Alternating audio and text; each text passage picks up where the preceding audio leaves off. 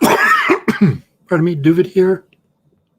We are live with Ask the Rabbi number 12, actually a few minutes early, important topic. It took me a lot of research, and this is a pretty complicated topic on reincarnation. You had mentioned it. I've been talking with Jennifer, Church of Entropy, like 2 years on it. I'd planned to put out this stream like well over a year ago. So, just due to whatever reasons, me, myself, like, who am I to keep on putting out these Ask the Rabbis? But I've done the research, and, so today is the day. We're going to do Ask the Rabbi number 12 on reincarnation. So it's about 2:30 my time. This might be like 3 or 4 hours. There's a lot to read, a lot of material to cover, and it really is an extremely serious topic. Say within Judaism, and we're going to say, I'm going to present this, that for the greater Jewish theology of why God created the world, what's the role of the Jewish people, to what's going to happen at the end of days, that reincarnation is one of the most central parts of that divine will, purpose of creation. And for us to understand it, that you're from a biblical Torah template, that the personalities, that the ideas, that the stories written in the Torah are basically replayed in every generation. There's a lot of expressions all over, like Maisa Avos Sinem Labonim, the deeds of the fathers are signs to the children, and many concepts that could be understood on a simple level, but according to the sages, it's usually more about reincarnation, that factually the same souls that existed in previous generations are carrying out this larger intergenerational saga, and it includes transmigration of souls. So, it has, like I mentioned, I did Ask the Rabbi in Parshas Noah, and the origins of humanity, and the theory of Noah and Noah's Ark, and Noah's 3 children and 70 grandchildren, leading to the modern nations and languages, and the Tower of Babel story, to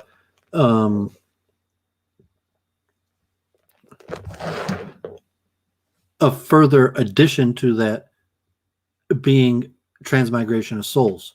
So you have a greater mission of one family, Adam, Noah, expanding and creating 70 nations. But an added concept is it's basically the same story every generation and the same characters. And the reason that's so is because of reincarnation. But on the flip side, reincarnation is not really a big part of Judaism. It's a central part of the cosmological understanding of the purpose of Judaism and how God runs the world.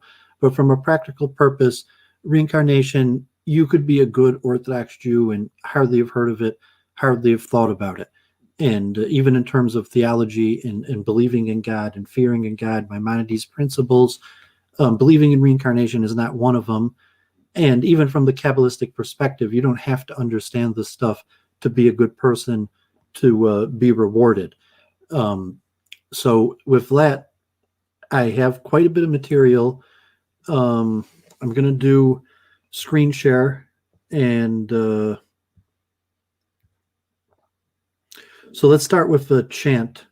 And if anyone has studied Hasidic texts or Kabbalistic texts, a lot of them are reinterpretations of well-known verses that are shown to have deeper insight, and one of them is reincarnation.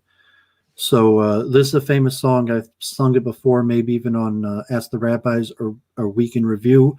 It comes from the Baal Sefer Haredim, the book of the Haredim, which was a contemporary of the AriZal and Sfat, who also wrote the famous song Yedid Nefesh, and here the famous one Bivli Mishkan Evna. So just open up with a chant to show that reincarnation is an extremely serious subject in Judaism. Like, it's not really part of a laughing matter. It's a serious aspect of the theology of Jewish belief. So these words I've sang before, Bivli Mishkan Evna, I will build a temple in my heart, Lahader Kavodo, to honor God's glory. Umishkan Mizbeach Asim Lakarno Hoidoi, and I will place an altar in the tabernacle dedicated to God's divine rays of splendor. Ulner Tamid Ekachli Es Eish Hakeda Ulkorban Akriv Loy Es Nafshi Ayichida. And for the eternal flame, I will take upon myself the fire that fueled the binding of Isaac. As a sacrifice, I will offer my soul, my unique soul. And so this is a pretty serious song. Kind of say like, I'm willing to offer up my life, my uniqueness to God, just like Isaac was sacrificed. My heart is set in stone. And these last words here that are Nafshi Achida, my unique soul. And even the tabernacle in the heart, in the reality from the Kabbalistic conception, all of these concepts are really understandings of reincarnation, because the understanding is what happened in ancient times is more connected to modern times than we know, because the origins of souls that are within us, the people that we see in the world right now, are the same souls of the ancestors. That's the origin of it. And then what does it mean as nafshi kida, my unique soul? And presumably there are multiple aspects to it, but that's the part that reincarnates. There's something unique about the person, and we'll look into this more when we look into the actual texts and stories of what is this unique part of the person that is capable of being the same in different people, different bodies, different generations. Be'ol mishkan evna Lahader kevoidoi Umishkan mizbeach asim Lakarne hoidoi Ulneta midet kachli Esei shakeda Ulkorban akriv lo es nafshi achida. Okay, so any questions or comments here? You can put it in the chat. So I thought I'd first show that Rabbi Dov Ber Pinson, his nephew, is the rabbi in Detroit, and he's probably the most famous rabbi on YouTube talking about reincarnation. You could see some of his videos here, over 10,000 views. He's got courses and classes. He's translated books. He's written books on reincarnation. Here is him, the controversial actually with the Pope and Rabbi Edgar Gluck and his son Svi Gluck and Rabbi Pinson together with the Shiner's crew, and Rabbi Pinson gives the Pope a book, and the book is his book on a translation of a famous author about reincarnation. And obviously that's heretical to Catholic belief, as Catholicism has generally frowned or even forbidden or persecuted people with belief in reincarnation. So interesting karma that the meeting of the rabbi and the Pope, that the rabbi, gives him his book about reincarnation. I remember the first time I spoke to Jennifer, I mentioned that I knew this rabbi who had given the Pope this book on reincarnation. But I'm going to be focusing on the Jewish conception of reincarnation. There's a lot more to it than just the Judeo understanding. And we're even going to look at some of the academic literature that will question the Judaic origin of the Judaic understanding of reincarnation and the likelihood that the Judaic concept of reincarnation is not actually Judaic. So let me just get a few of these links off. Okay, let's do the Wikipedia first. So I'm just going to do a quick overview of Wikipedia on what it says about Gilgulum. Gilgulum is probably means like circles or round, cycle, wheel, and like in Hinduism, the cycle of birth and death. So the Gilgal literally means cycle, and we'll see more about the history of the word, and it's most specifically going to be attributed to Rabbi Isaac Luria, the AriZal of the 16th century in Sfas. So I'm going to read some of the papers on the earliest origins of the ideas and some of the verses in the Torah, the prophets. But just to get a quick overview of, there were some rabbis who rejected reincarnation. We're going to look at some of these arguments.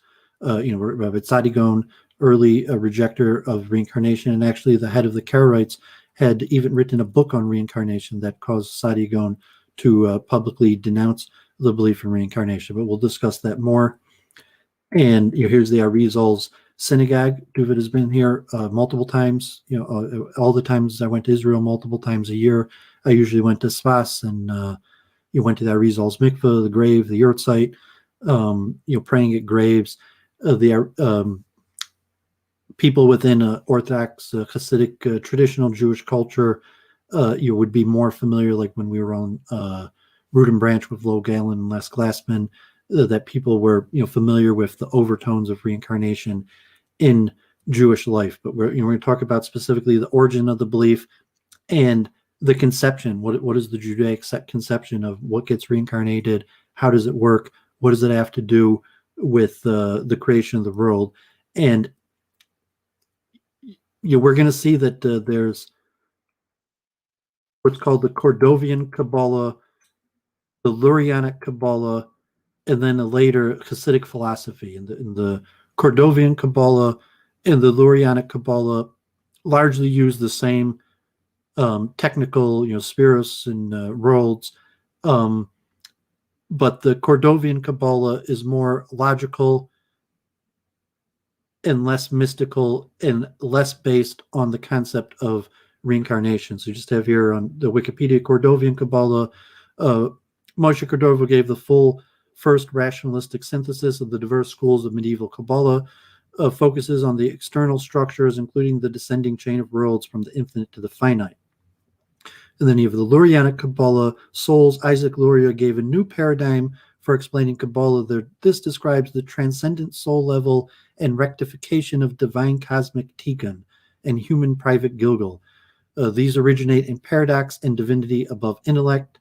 And then later, the Hasidic philosophy, divinity, the Baal Shem Tov, founder of Hasidus, focused on the inner essential divine essence and omnipresence within everything. Outwardly, this involved new mystical populism and fervor in daily life. Inwardly, Hasidic philosophy relates Kabbalistic exegesis to its inner correspondence in human perception.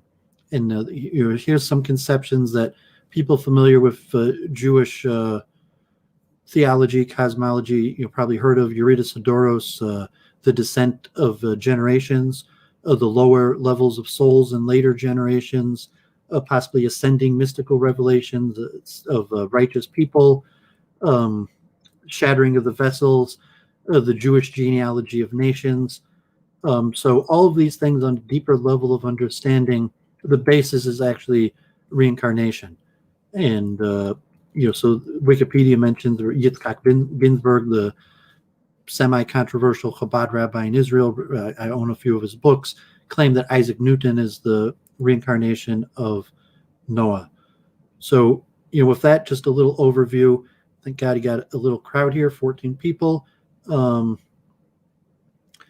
Let's look at this book. So we're going to look at the AriZal's books. So there's two things that are attributed to the AriZal. The AriZal didn't really leave any writings. He wrote a few songs and poems like the Eskina Sidisa, prayers that are sometimes said on Sabbath. There's certain prayers that are attributed to him. However, the writings largely come from Rav Chaim Vital, and one of the writings of Rav Chaim Vital is Shari Gilgolim, which is the gates of reincarnation, and it's translated on Chabad with a commentary. So I'll just read quickly. People who want to study the Jewish view of reincarnation more in depth, this is probably what you're going to read. This is probably the main text of Jewish reincarnation. I'll show there's other books too. Menashe ben Israel, who negotiated with Oliver Cromwell to let the Jews back into England, wrote a book on reincarnation. There's other books on reincarnation, but the AriZal's book of Shari Gilgolem is the main one. So let's just see what Chabad, how it says. The work Shari Gilgolem, as the title reveals, is about the Torah concept of reincarnation, based primarily on the Zohar and Parshas Mishpatim, where Gilgolem are discussed. It is from the writings of the master Kabbalist Reb Yitzchak Luria, otherwise known as the AriZal. This book was recorded by his foremost disciple, Reb Chaim Vital, and amended by Reb Shmuel Vital, his son.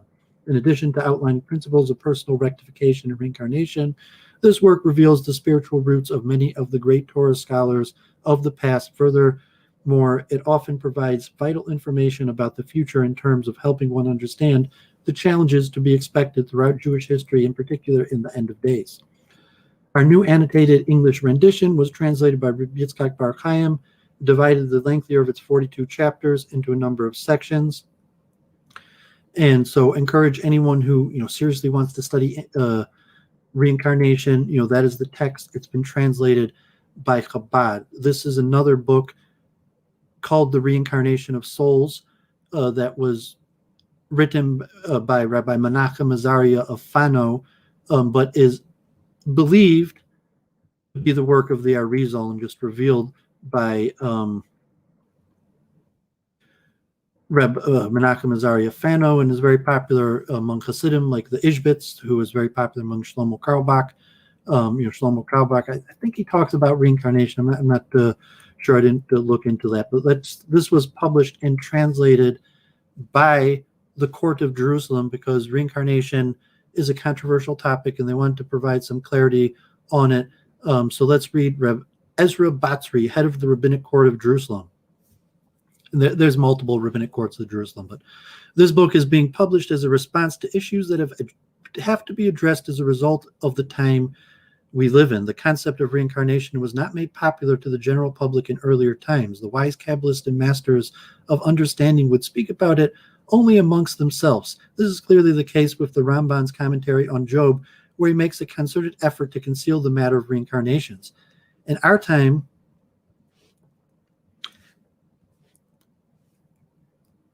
however, this subject has been made common through the media in both Israel and abroad. The very popularization has created a lot of confusion and fundamental misunderstandings about the Jewish viewpoint on this issue. When ignorance prevails, there are often people unworthy of the task who misrepresent Jewish thinking about reincarnation.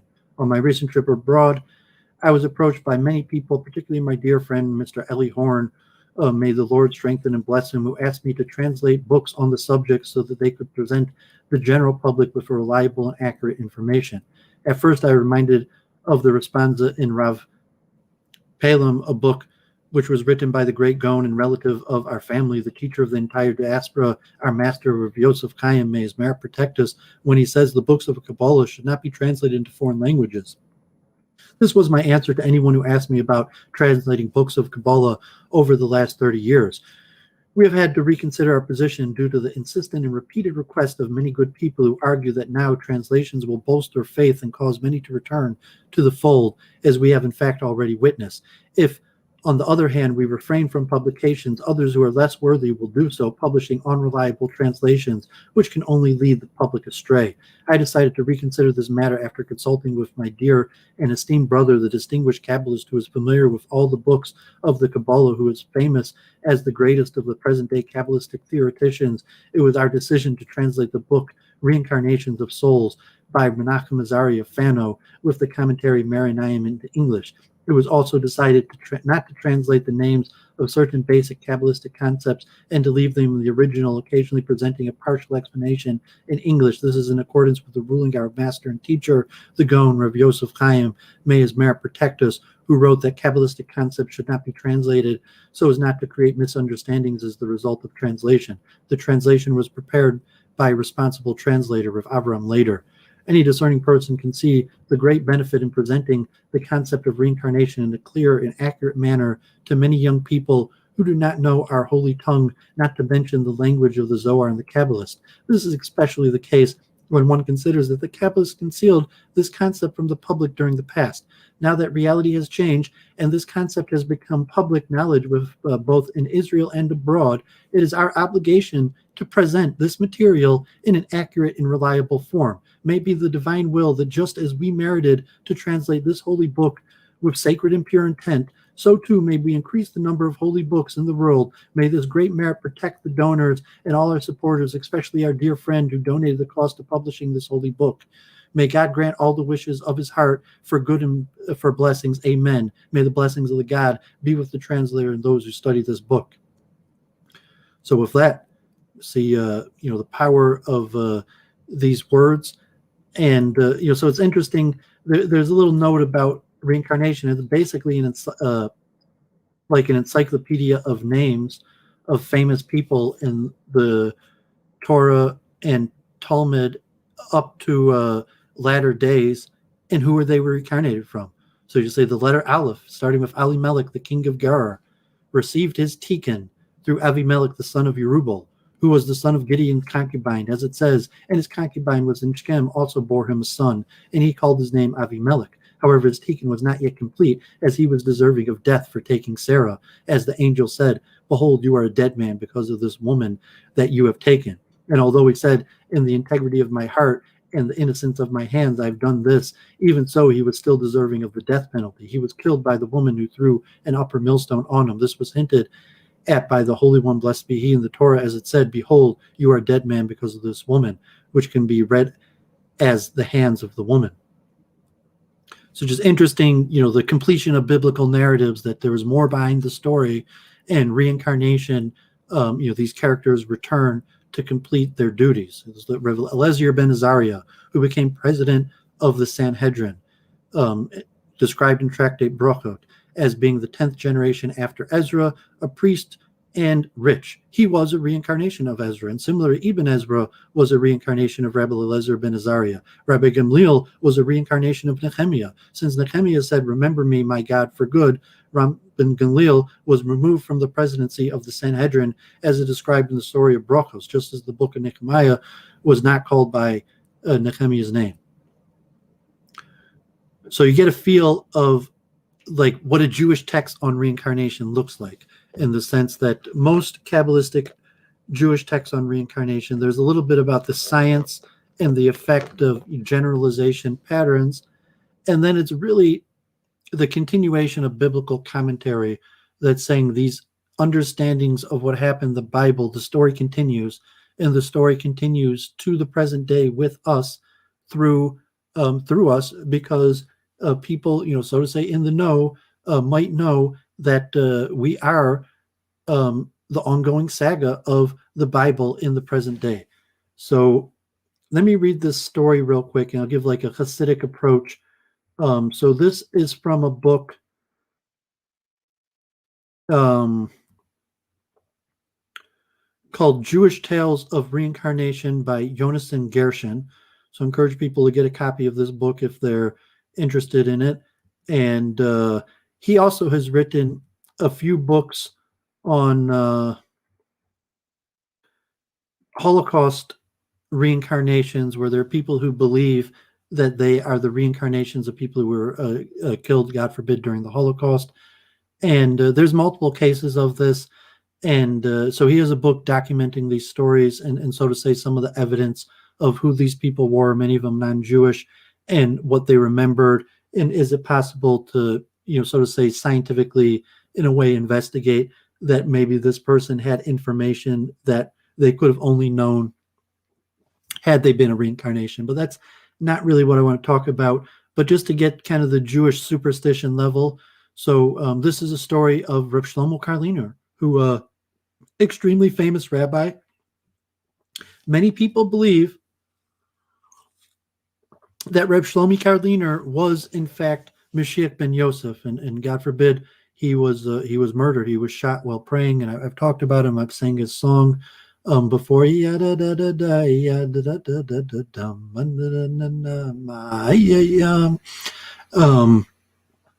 I prayed, I'm not going to talk that much about Shlomo Karliner, but just see from a Hasidic lore, the combination of how big is the rabbi, what does the rabbi actually know, and it's like, no, the rabbi knows the secrets of the cosmos.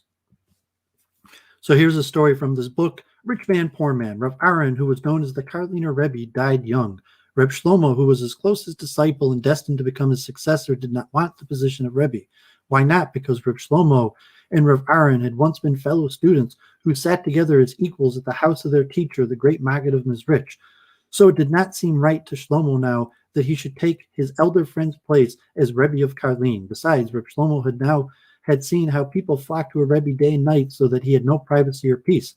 I do not want such fame and responsibility, Shlomo said. I just want to lead a private life as an ordinary Jew. So the Karliner Hasidim were left without a Rebbe. That is until the night when Rav Aaron himself appeared to Reb Shlomo in a dream and said, Shlomo, my friend and dearest student, if you will take on the yoke of leadership, you will be granted the power of seeing all the wanderings of souls in their various incarnations. Reb Shlomo could not resist the great temptation of this offer to be able to read the past lives of all souls. Still in dream, he gave Rav Aaron his word that he would assume the succession and become the next Karliner Rebbe. As it was promised in the dream, so it became in the waking world. The next morning when Shlomo awoke, he was able to see the destinies of all human beings on earth. He knew their past lives, their present accomplishments, and all the repairs they needed to make for their souls. It was indeed an awesome spiritual gift. That very same day, a messenger brought Reb Sholom a kvittel, a written prayer request, along with a great sum of money as a donation. The sender was a prosperous merchant whom we shall call Mr. Geltman. He lay dying and wanted the Rebbe to make a miracle and save his life. No sooner had Reb Shlomo read the kvittel from Reb Geltman than a second messenger arrived with another prayer request, this time from a woman who supervised the homeless shelter near the edge of town. She had come on behalf of a pregnant woman whom we shall call Mrs. Bettler, who was staying in the shelter. Ms. Bettler had been laboring in childbirth for several days, but was unable to deliver a child. The midwife could do nothing for her. Could the Rebbe help? With his newly acquired mystical insight, Reb Shlomo immediately saw the soul of the dying Mr. Geltman was destined to be reborn in the body of Mrs. Bettler's onboard child. Alas, the poor child could not be born until the rich man had died. So be it, sighed the new Rebbe. May the will of God be done. Within moments, word of the rich man's death and the beggar child's birth arrived, and upon the heels of the other. The next day, Reb Shlomo also heard through the grapevine that there was no firewood left in the homeless shelter, and the young mother and her newborn son were in danger of freezing to death. So Reb Shlomo took some of the donation money that Mr. Geltman had sent and used it to buy more firewood. It really is the boy's own money after all, he said to himself, so he deserves to benefit from it. Not long after that, he gave the rest of the money to Miss Bettler to be used for the boy's care. When the boy and his mother were strong enough to travel, they went on their way to the other beggars, going from town to town. 6 years later, the Bettlers happened to be passing through Karlin again. At the homeless shelter, they heard that one of the sons of the deceased Mr. Geltman would be celebrating his son's bar mitzvah. As was the custom, the poor were all invited to the feast, so Mr. Bettler and her son went along with the others. As soon as they arrived at the Geltman house, the 6-year-old boy's whole manner began to change completely. He took on an air of importance and refused to sit at the pauper's table with the rest of the beggars. In a loud, arrogant voice, he demanded to be seated at the head of the guest table in a place of honor. The child made such a great disturbance that Reb Shlomo stepped in and said, "Let's just humor the boy so we can continue the celebration in peace." But the rabbi knew there was more to it because he had recognized the boy as the reincarnated soul of Mr. Geltman. He is really the master of the house, and those are his sons, thought Reb Shlomo to himself. All he is doing is asking for his due. When the meal was served, the same thing happened. The Bettler boy refused to take the plain foods offered to the poor and insisted upon getting the best cuts of meat and the choicest morsels from the head table. Once again, Reb Shlomo said, "Let him have his way so he doesn't disturb the feast." But the other guests were getting upset with the boy. How dare he, a mere beggar's son, insult the Geltman's brothers like that? So they asked his mother, "Does your son always behave like this?" "Why, no," replied Miss Bettler, as puzzled as they were. "He's always been such a good boy, very quiet and well-mannered. He's never done anything like this before. I just don't know what's gotten into him." At the end of the feast, after Shlomo had already gone home, the Geltman brothers distributed money among the poor, as was the custom. But when the Bettler boy's turn came, he looked disdainful at the small coins. He shouted, "How dare you offer me coppers? Bring me gold from the treasure chest." By now, the Geltman brothers had had enough of his insolence, and Reb Shlomo was not there to intervene, so the Geltmans told their servants to throw him out of the house, and they did. When Shlomo later learned how the Geltman brothers had unknowingly mistreated their reincarnated father, he was deeply saddened. He could not bear the thought of spending his life watching such tragic scenes, so he begged heaven to take away his miraculous powers. So that's a pretty good story. It's about a pretty famous Shlomi Karliner, and the legends that he himself was not just an ordinary rabbi, even possibly Mashiach ben Yosef, the legends and for those who believe in Kabbalah, was that he knew the origins and destinies of souls. So let me look at one more story here, just to get a feel of like a Hasidic view of reincarnation.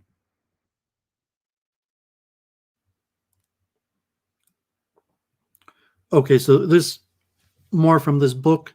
So just read this quick story. Redeeming Sparks. Rav Yaakov Yosef of Polnoy, disciple of the Baal Shem Tov, said, "We need the exile of Israel among all the 70 nations where the holy sparks fell, and each individual of the people Israel must be exiled there in the place which contains the root from his or her soul to separate and uplift them." The world, says the Talmud, is like a set of scales. Each mitzvah tips the world towards good, and each sin tips it towards evil. Therefore, each human action is potentially cosmic significance. In addition to the general task of Tikkun Olam, repairing the universe, which all humans beings participate in, there are specific missions and tasks for individual souls to perform when they're reborn on earth. Sometimes these are karmic repairs of one's own soul, as in one less death. In others, they are tasks that one individual must perform on behalf of another. Still, other mitzvahs are connected to one's particular soul group.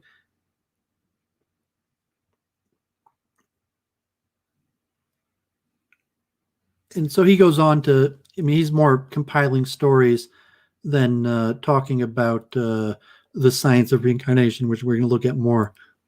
So let's look at the frog scholar, the famous Hasidic story of the frog scholar.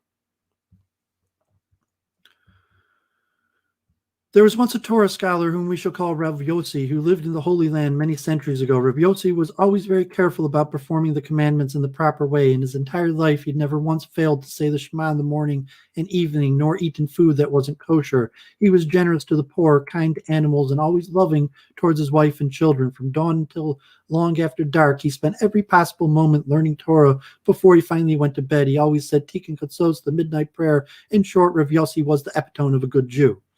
And then one day it happened. Rav Yossi was traveling by horse and wagon during a time of severe drought.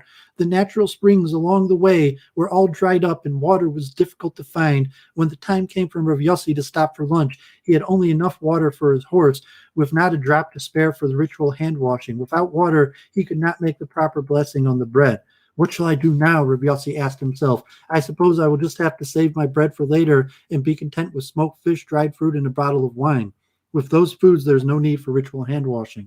So Rav Yossi made the blessing for wine, fruit, and fish. He ate his fill and was content. But the Yetzer Hara, that nagging little voice, the temptation, soon began to whisper in his ears. What difference does it make, the Yetzer Hara said, if you skip the hand washing just this once? You're a good Jew. You're a Torah scholar. You have served God all your life. He knows your heart. He knows how many hours you have studied. Surely he will forgive you for this one time.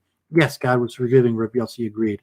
But that very thought of purposely breaking a commandment, heaven forbid, never in his life had Rav Yossi eaten bread without first making the blessing. But now he was getting hungry again. This place is a desert, he said to himself. Who knows when I can find water for hand washing? But then again, this is a commandment from God. How can I willingly break his commandments? Rav Yossi wasn't that hungry. He could resist temptation for a while longer. But the Yetzer Hara soon returned. Your stomach is growling again, it chided, and all you have left is bread. Sure, it's a sin to eat without washing, but you can always repent on Yom Kippur. The more that Rav Yossi thought about the loaf of bread in the back of the wagon, and the more his mouth began to water, and the more the Yetzer Hara continued to nag. Go ahead, eat the bread. Nothing will happen to you. In fact, it may even be a mitzvah to eat it now. It's a long way to the inn where there's water, and you might, heaven forbid, starve to death along the way. And so it went on until the words of the Yetzer Hara fell into the rhythm of the horse hoofbeat. Clippity-clop, clippity-clack, eat the bread, eat the bread. Finally, Rav Yossi could stand it no longer. Ravenous with hunger, he bit into the loaf. Cautiously, he chewed, then swallowed, and waited for heaven to strike him dead. But nothing happened, absolutely nothing. Everything seemed exactly the same as before. The sun was shining, a bird was singing, the horse was pulling the wagon as usual. It must be okay after all, Rav Yossi said to himself, breathing a sign of relief. He devoured the entire loaf. That one sin was the beginning of his downfall. Oh, the sin itself wasn't really that serious. Lots of Jews have forgotten to make a blessing now and then, but Satan, the accuser, seized it as an opportunity to claim Reb Yossi's soul. So he snatched the sin and flew away to the heavenly court where souls are judged according to their deeds. The three judges who sat at the court were not very impressed. We can't convict a man on the basis of a single sin, replied the chief judge. You're going to have to bring us some more evidence than that. If he does it again, then we'll consider the first time too. But if he does not sin again, then the case will be dismissed. Now, Satan knew that like attracts likes in the spiritual world, as Ben Zai says in the Talmud, run to do even a minor mitzvah and flee from transgression, because a mitzvah brings another mitzvah after it, and a transgression brings more transgressions. Once a person breaks a commandment, the second time it's always easier, and so it was with Reb Yossi. When he ate bread without washing and nothing seemed to happen, he began to lose his fear of heaven. That in turn made it very easy for Satan to tempt him into breaking the other laws as well. At first, it was only minor rules, the ones enacted by the rabbis in order to build a fence around the Torah. But once the fence had been breached, the rest of the laws were soon violated as well. One said then to another and then another until Rav Yossi had broken almost every law in Torah. The very angels in heaven shuddered in fear of his soul, for his soul. Even then, if only Rav Yossi had knocked on the gates of repentance, the way would have been open for him to return. But the Yitzhar kept whispering in his ear, leading him further and further from the Torah and way of life. It's impossible to do it perfectly anyways, it sneered. So why bother to try now that you have sinned so much? There's no hope for you anyways. So you might as well eat, drink, and be merry, because this is the only life you're going to get. Once you're dead, that's it. In the end, Rav Yossi the scholar degenerated into Yossi the drunkard and became a common thief. When death finally came, as it does to all people, it was not the end at all. Yossi was called before the heavenly court, where Satan arrived with a huge scroll full of sins that Yossi had committed, a list that far outweighed the good deeds in his early years. As the details of Yossi's sordid life was read into the record, the three judges who sat on the bench shook their heads sadly. Try as they might, they could find no way to avoid a guilty verdict. Poor Yossi would not be permitted to enter the Garden of Eden, but must return to earth and incarnate once again to atone for all his sins.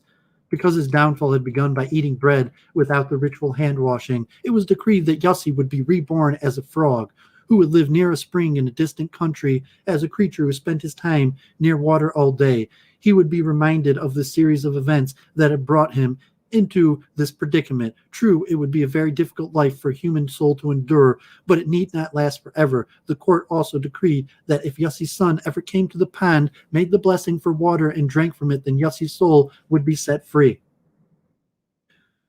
This is a great long story, and there's another story right before this about a similar case where the guy gets turned into a piece of wheat and could only be redeemed from being reincarnated as a wheat by hearing a Jew make a blessing on the piece of wheat. So just to get the feel for reincarnation, and this is actually supposed to scare people out of sin.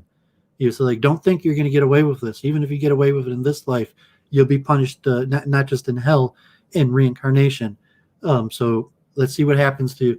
Now, Yossi the drunkard had died penniless, so he left no inheritance for his son Shmuel, who was a very poor man. Shmuel had no money for traveling, even if he had known about the heavenly decree against his father's soul, which he did not, but God in his mercy provided him a way. Shmuel soon found work as a butler to a rich merchant who traveled far and wide in search of fine cloth and other goods. The merchant and the butler took an immediate liking to each other and became close friends. Outwardly, Shmuel was still a hired servant, but the merchant regarded him as the closest confidant and his constant traveling companion. Many years went by. On one of his buying trips, the merchant suddenly became very ill. The doctors recommended that he visit a certain spa in Tiberias, where the hot mineral springs were said to bring about miraculous cures. Naturally, Shmuel the butler went along to attend his master's needs. After taking the treatment, the merchant didn't feel much better. He called to Shmuel to accompany him on a stroll so he could listen to the birds and the rustle of the wind in the trees. Isn't this beautiful? He said to Shmuel. The air is so healthy and pure here. I feel certain that I will be cured. But Shmuel the butler scarcely heard his master's words. From the moment they had begun to walk, he had been strangely thirsty. Now his thirst was growing unbearable. Of course, he had no idea that he was getting closer and closer to the spring where his father's soul languished as a frog. Shmuel only knew that his thirst was growing worse by the minute until his mouth was so dry that he could hardly talk. Finally, he could stand it no longer. "Master, I'm dying for thirst," he groaned. "I must have a drink of water right now. Let's go back to the inn."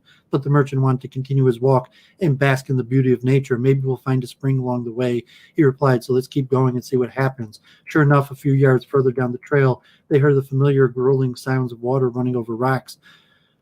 Around the bend was a small spring which ran into a crystal-clear pool. There on the bank of the pool sat a huge frog, the very same frog that held the soul of Shmuel's father, Yossi. "At last," thought poor Yossi, "my son has come to set me free." Yossi was overjoyed that he tried to call out a greeting, but the only sound he could make was a pitiful croak. As it turned out, Shmuel never noticed the frog at all. When he saw the clear, sparkling water, he was so overcome with his desire to drink it that he ran directly to the edge of the pool and cupped the water in his hands. In his overwhelming thirst, he completely forgot to make the blessing, and so it was that the soul of his father remained in the body of the frog, unredeemed. So we're going to see in the Jewish conception, the purpose of reincarnation is to give you another chance. And so here we're seeing some sort of tormented punishment where he's reincarnated as a frog, and his only way to get out is for his son to say a blessing, and his son, right in front of him, drinks the water and doesn't even stop to say a blessing to God. Hence, he has suffered to remain his soul inside of the frog. Yossi the frog lived for many years by the pool of Tiberias. When his body grew old and tired, he was destined to be reborn. From egg to tadpole to frog again, over and over. Each time he was reborn as a frog, it was in different places, sometimes in Israel, sometimes in Europe, sometimes across the ocean, but always it was somewhere remote where there was no Jews to rescue him by doing a mitzvah. Even the great Isaac Luria, the holy Ari of Spa, was unable to free him because he never traveled so far away. Poor Yossi began to despair of ever being rescued, and sometimes thought it might be better to simply forget his former life as a Jew. Why not just succumb to his animal nature and remain a frog forever? Still, once a human, always a human, even in the body of a frog. Does not the book of Genesis say that each of the species was created according to its own kind? So poor Yossi remained in the exile, fully conscious of himself as a human being with a Jewish soul trapped in the miserable body of a frog. So the Kabbalists make the claim that when a human soul, specifically a Jewish soul, is reincarnated into an animal or an inanimate object or a vegetable, that they're aware that they're the soul of the person and why they're there. And it's basically a punishment, or not a punishment, but it's an opportunity for rectification. 500 years later, in the early 18th century, a very holy soul came to earth, one who would later be known as the Baal Shem Tov, the master of the good name. But at the time of the story, the Baal Shem Tov was still living as a hidden saint in the Carpathian Mountains and yet revealed his knowledge or his holy mission to the world. To the townsfolk in the valley below, he was just plain Srolik, little Israel, the strange Jewish orphan who seemed to prefer wandering alone in the woods instead of sitting in the house of study. Yet even in those early days, there were some who recognized his secret holiness and called him Rebbe, or spiritual master, Rebbe Israel. It was said, knew the languages of all the birds and animals. Once he had even bargained with a wolf. The wolf had been stealing sheep and frightening the children on their way to school. Rebbe Israel had convinced the wolf not to hunt there in return for the food that the villagers left at the edge of the town each day. In the same mountains where Rebbe Israel lived, there was a band of Ukrainian thieves who had a hideout there. Although they were robbers by trade, they were not really bad men, and they respected Rebbe Israel as a holy saint. Whenever there was a dispute among the thieves, they would come to him and judge their case, which he did on the condition that they should never harm any of the Jews. Now those robbers traveled far and wide and were very familiar with the caves and hiding places in even the most remote areas. One day, two of the thieves came to Rebbe Israel with some very exciting news. "We found a shortcut to Jerusalem," they exclaimed. "There's a secret tunnel that leads underground through many caverns and comes out right in the middle of the Holy Land. We can take you there if you want." Rebbe Israel could hardly contain himself with joy to travel to Jerusalem. He already knew that such tunnels existed because they were described in the Talmud. On the day of judgment, it was said the dead who were buried outside the land of Israel would come to live and use these secret tunnels to travel to the Holy Land. Now the entrance to one of the tunnels had actually been found. Was it possible, Rebbe Israel wondered, to use it now and make a pilgrimage to the sacred places while he was still alive? Yes, please take me there at once. So the two thieves led Reb Israel on a long journey over the mountains and down into a deep valley, where they came to a wide, swampy ditch full of muck. In order to cross over, it was necessary to use a narrow, rickety bridge that stretched precariously over the water. To keep from falling in, they would have to steady themselves with a long pole that reached to the bottom of the swamp. The two thieves crossed the bridge with ease, having done it many times. But when Reb Israel's turn came, he suddenly had a vision of the angel with the flaming sword who guards the entrance to the Garden of Eden. This he took as a warning that there was mortal danger ahead. Suddenly he was afraid. Were the thieves trying to trick him? He did not know. Maybe only the dead could enter the Garden of Eden through the secret tunnels, and he knew that his mission on earth was not yet completed, so he abandoned the quest and turned back. Although Rabbi Israel was very disappointed in not being able to visit the Holy Land with his life, he still felt that the journey was not in vain. There must be some spiritual reason that I was led to this remote swamp. He thought and began to retrace his steps along the path. At the edge of the swamp, he saw a frog that was so huge he almost did not recognize it as a frog at all. "Who are you?" Reb Israel asked. "I was once Reb Yossi the scholar," the frog croaked sadly, "but I became a frog because of all of my sins." Now Reb Israel knew the language of animals, so he could understand the long, sad story the frog now told. Yossi poured out his heart to Reb Israel and confessed every single sin that he ever committed in all of his lives on earth. "You are indeed a scholar," Reb Israel replied, "and your repentance is sincere. Reb Yossi, the time has come for your release." With that, Reb Israel made a secret Kabbalistic sign to raise up the scholar's soul out of the frog. Free at last, Reb Yossi's soul went straight to the Garden of Eden. At exactly the same moment, the enormous frog fell dead at Reb Israel's feet. So, yeah, I really like those stories. I heard lots of those stories when I was in Israel. And in Detroit, there's not too many people who tell reincarnation stories. Maybe on occasion, there might be a handful of rabbis that on the down low, believe in reincarnation. But like in Jerusalem and Brooklyn, stories like that were semi-common. But I'm not here to tell you stories, just show you the conception of the role that reincarnation plays in Judaism as possibly a punishment and this intergenerational great play that we're all being taken part of, and the Torah is the script, and the players in the play are the prophets and the sages, and those are the key characters in every generation. And reincarnation is how that belief system remains intact. That reincarnation is the glue of this larger Judaic cosmology. Okay, so with that, 45 minutes there. I'm going to read some academic papers, and some of them academic, some of them Jewish scholarly. Any questions in the chat? Better do at Duvid to make sure I see that it's a question for me, because sometimes I can't tell if people are talking to each other or how it relates. So if it's some important question related to the topic of reincarnation, at Duvid. So Lee Irwin has written quite a bit of material on reincarnation, and okay, so YouTube. Oh, okay, you've been on the Ask the Rabbi before. In the context of reincarnation, what is the Jewish telos purpose of time?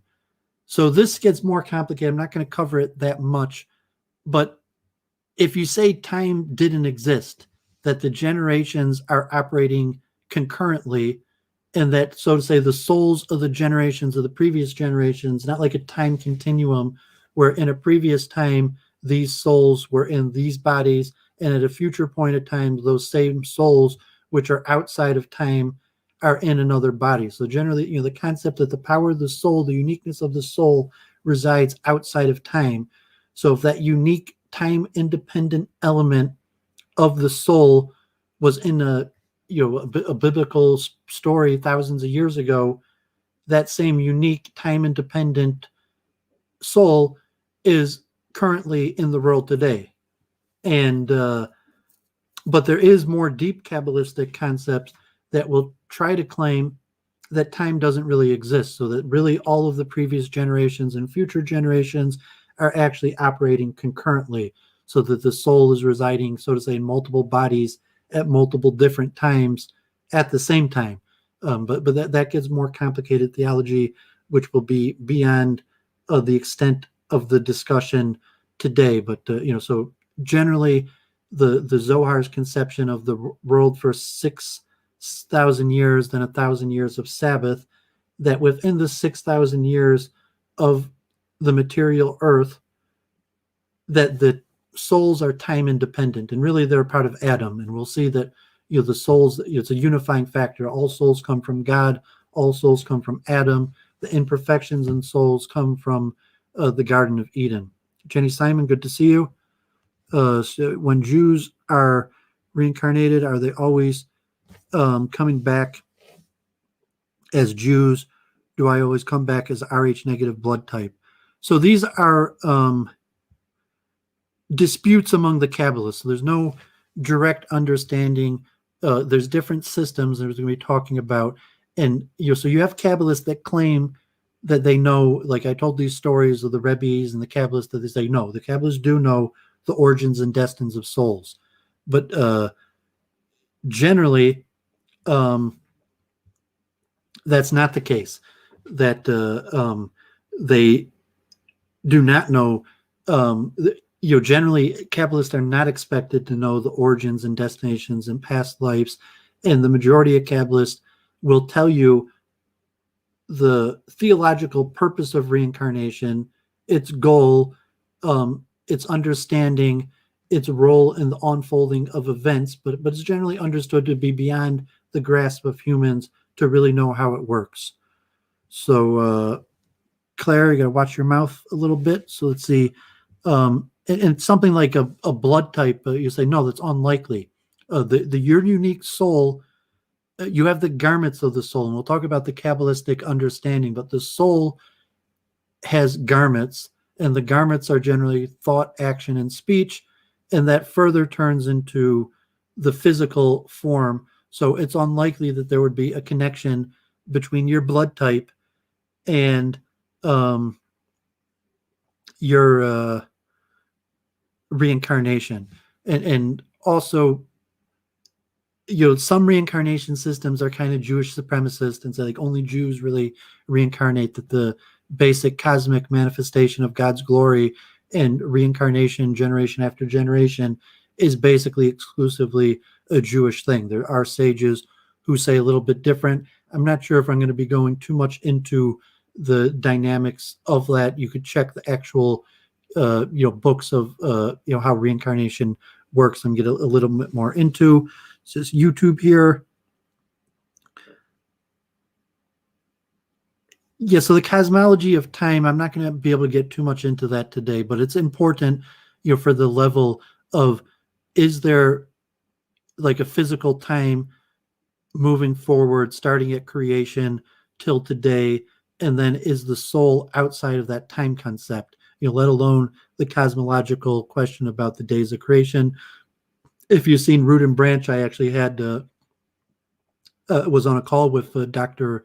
Gerald Schroeder, who wrote the book Genesis and the Big Bang. But I'm not going to be getting too much into that. Forex Shark, good to hear from you. Thanks for popping in. So let me read a little bit this first paper here, which is somewhat just a history of the idea of reincarnation. You get a little bit of the academic understanding that most scholars, including Jewish scholars, Israeli secular scholars, believe that reincarnation of the Kabbalist was basically taken from the Greeks. So let's read some of this paper by Lee Irwin, and it's actually about reincarnation in America, a brief historical overview. I encourage people to read the whole article.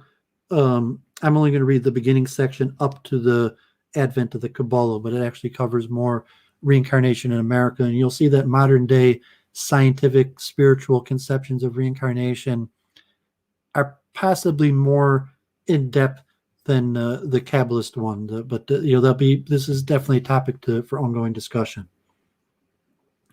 American theories of reincarnation have a long and complex history dating from the 1680s to present. It is the purpose of this paper to highlight the main currents of reincarnation theory into American context, giving a brief historical survey. Sources survey begin with Native American traditions and then move to the immigrant tradition based on the Western esotericism, Christianity, Judaism, missionary Hinduism and Buddhism, spiritualism, theosophy, Rosicrucianism, and concludes with more current theoretical influence based in paranormal science research. This paper demonstrates that current theories of reincarnation are increasingly less dependent upon religious support and increasingly based in direct personal experience, paranormal research, and new therapeutic models. This paper concludes with some reflections on the complexity of reincarnation theory and raises questions concerning the future development of such a theory. So, eventually, I would like to do a comparative interfaith study of reincarnation. So this stream is more exclusively the Judeo concept, but you will see here just the history of how the scholars believe the Jews largely copied the Pythagorean Platonic system. So you just put it out there. And so while reincarnation theory has a long history in Asian religious traditions, there's an equally long Western history dating back to the early pre-Socratic period in ancient Greece. The earliest testimony of metempsychosis, rebirth among Greek sources, is found in the gold tablets of the Orphic tradition, 600 BCE, where the psyche, the soul, was regarded as superior to the physical body in comparison to the dim shades of the older Homeric eidolon or image that had minimal existence in Hades. This elevation of the psyche was based on ontological mythos, samasima, or body in prison, that defined soul as intrinsically superior to any form of physical life through ritual participation in the mysteries, accompanied by a just and disciplined life. Initiates were purified and prepared for an escape from the circle of necessity or wheel of birth, that is, escape from rebirth in the human world. The Orphic deceased would fly out of the circle of weary heavenly grief, as indicated by the sacred inscriptions on the small gold leaf sheets rolled into a cylinder worn on a necklace. From this period forward, metempsychosis, rebirth, is a constant theme within the pre-Christian Mediterranean world. The pre-Socratic philosophers such as Pythagoras and Empedocles taught reincarnation, and Plato fully developed an intricate cosmological theory of rebirth. According to Plato, the creator gave to the younger gods the laws by which mortals live, where the first birth was the same for all souls. Each soul must then discover love as a mingling of pleasure and pain, fear and anger, and other paired emotions. If these emotions were conquered through love and did not rule a human being, if a person lived a proper philosophical life, the soul could then return at death to the star from which it came. But a soul dominated by disruptive bodily passions would be subject to rebirth in a human or animal form, and these incarnations would continue until, with the help of reason, such souls overcame the turbulent and irrational mob of elemental influence that led to rebirth. Thus, rebirth in the Platonic tradition was retributive, and escape from rebirth was the ideal, even though eventually rebirth was possible even for the philosophical soul.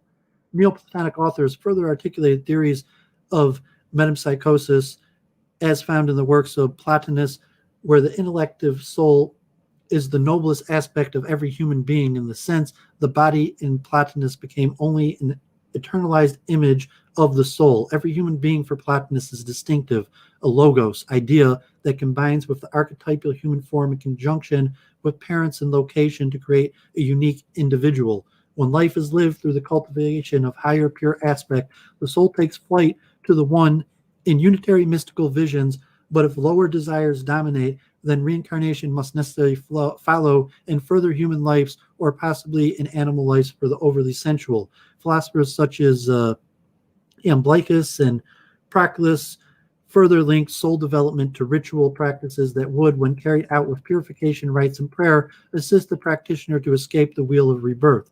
These theories of rebirth are also linked to an angelic cosmos in which angels may assist the soul to higher life and recollection of past lives, as in Plato was a necessary step in attaining escape from rebirth and ascent to a divine trans-physical life.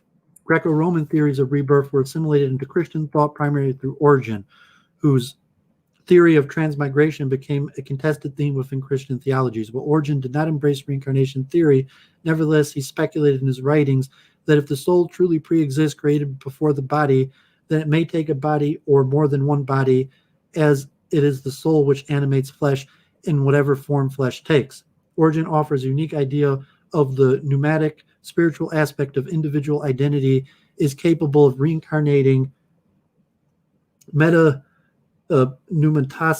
into another human being. Further, this personalized aspect of spirit, as in the spirit of Elijah, carries with it a unique power and ability as possessed by the actual person, and as such is not simply an abstract idea of transpersonal spirit. Thus, while soul remains as the true source of human identity, incapable of another physical life, a subtle spiritual aspect of that identity is capable of reincarnation into other lives. Orgen's concept of pre-existent soul marks the beginning of a long history of contestation with Christian theologies and rejected Orthodox afterlife theories of heaven and hell and Catholic, Eastern Orthodox, and Protestant teachings in favor of a theory of rebirth. Even though Orgen's theory of the pre-existent soul was pronounced anathema by the Fifth Ecumenical Council 553, diverse Christian groups have continued to teach reincarnation into the present day. Foremost among those groups influenced by reincarnation theory was a variety of early Gnostic Christian groups, as well as more mainstream groups such as the Paulicians, the Bulgarian Bogomils, and the French Cathars, all of whom taught reincarnation for those who did not successfully escape the fallen sinful world through dedicated ascetic devotional practices. Against this backdrop of resistant Christian theologies, text traditions, and explicitly taught metempsychosis continued to circulate in monastic communities and secular libraries, specifically the Pistis Sophia, the Cori Cosmo, and the Asclepius, and the collected texts of the Corpus Hermeticum. The Pistis Sophia is the most explicit Christian text described the soul as led through a series of stages into the upper cosmos and taken before the Virgin of Light, who, seeing it as a sinful soul, determined the bodily form it would take into its next life. The soul was then given over to the receiving spirits, who induced forgetfulness to cast into a certain type of physical body worthy of the sins it had committed. Various theories of reincarnation continued, based in oral traditions and alternate text, and throughout the Renaissance period. The Corpus Hermeticum is a compilation of 18 short texts that reflect a Greco-Egyptian orientation, was highly popular as an alternate Prisca Theologica, claiming to be more ancient than Christianity and offering several theories of reincarnation. The process of rebirth was epitomized in Sacred Cups of Nous, a bowl offered to an aspirant who could plunge in, drink, and ascend, returning to source, and who could refuse and be led only by pleasures and desires of the body. Those who failed to drink would pass through many bodies, through multiple cycles of death and reincarnation, until leaving the familiar present, the soul discovered the ancient and original unity beyond all bodily forms and attained true knowledge and union with the One. Francesco Patrici Nova de Universal Philosophy was a popular compendium of texts and ideas, including reincarnation from Hermetic Platonist sources, and traced ancient wisdom, not from Aristotle, but from the Egyptian Hermes, Orpheus, Zoroaster, Plato, and other Neoplatonists, especially Proclus. Giovanni Bruno also wrote constructively on reincarnation as a necessary process for soul development through many incarnations. Bruno's theory is complex and based on fateful justice for each soul in a search of a more empowered sense of human personhood through a positive relationship with universal soul.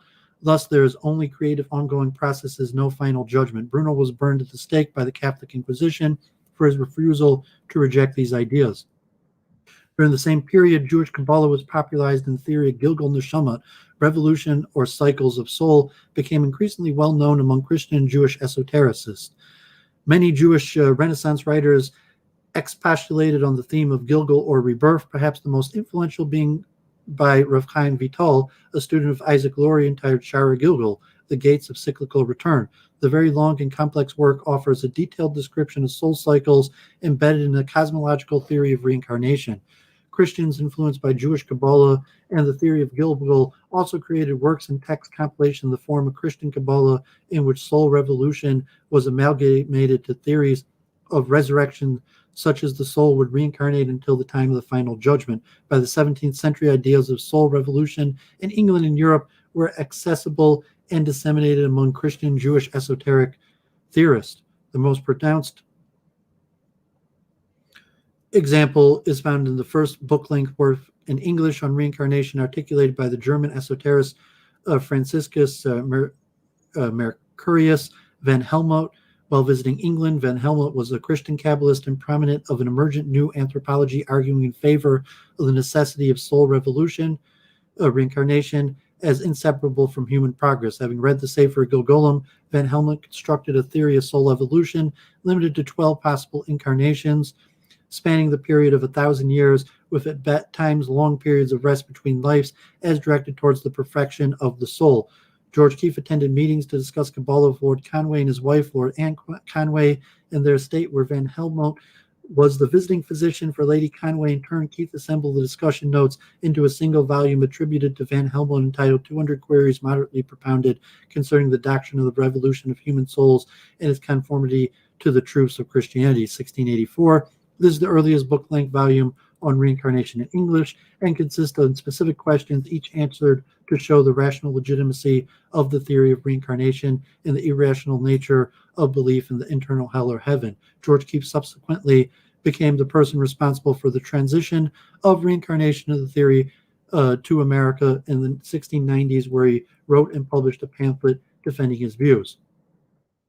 So I encourage people to read this article. Said I'm here to talk about the Jewish concept of reincarnation, not reincarnation in general, which is a very interesting subject. Also, for Week in Review and other streams. So, I remember YouTube. You came on the previous Ask the Rabbis, and there's generally a distinction that generally Jews believe in reincarnation, and Christians don't.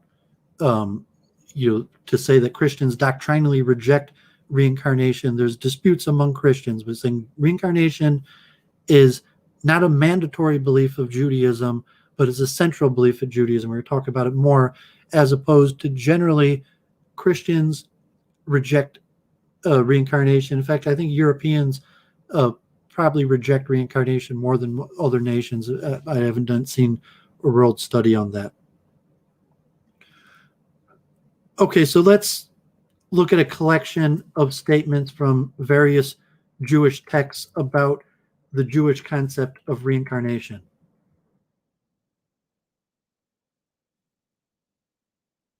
So here's from the Zohar.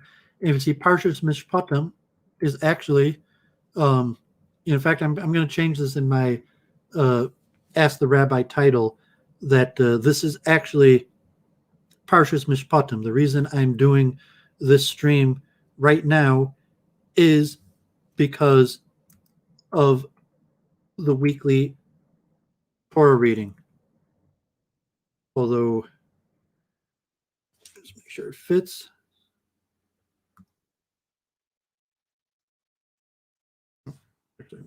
I'll cancel. I'll change it later. But that's actually this week's Torah reading, Parshas Mishpatim, and the laws of Yibam, Levirate marriages, that when a brother dies without any children and his younger brother marries the wife of his older brother in order that she should have a child. And the verse almost directly says that it's because the soul of the brother that just died will re-enter into the union of his younger brother and his wife. So that's why reincarnation is mostly listed in Parshas Mishpatim in the Zohar and in Yevamos in the Talmud.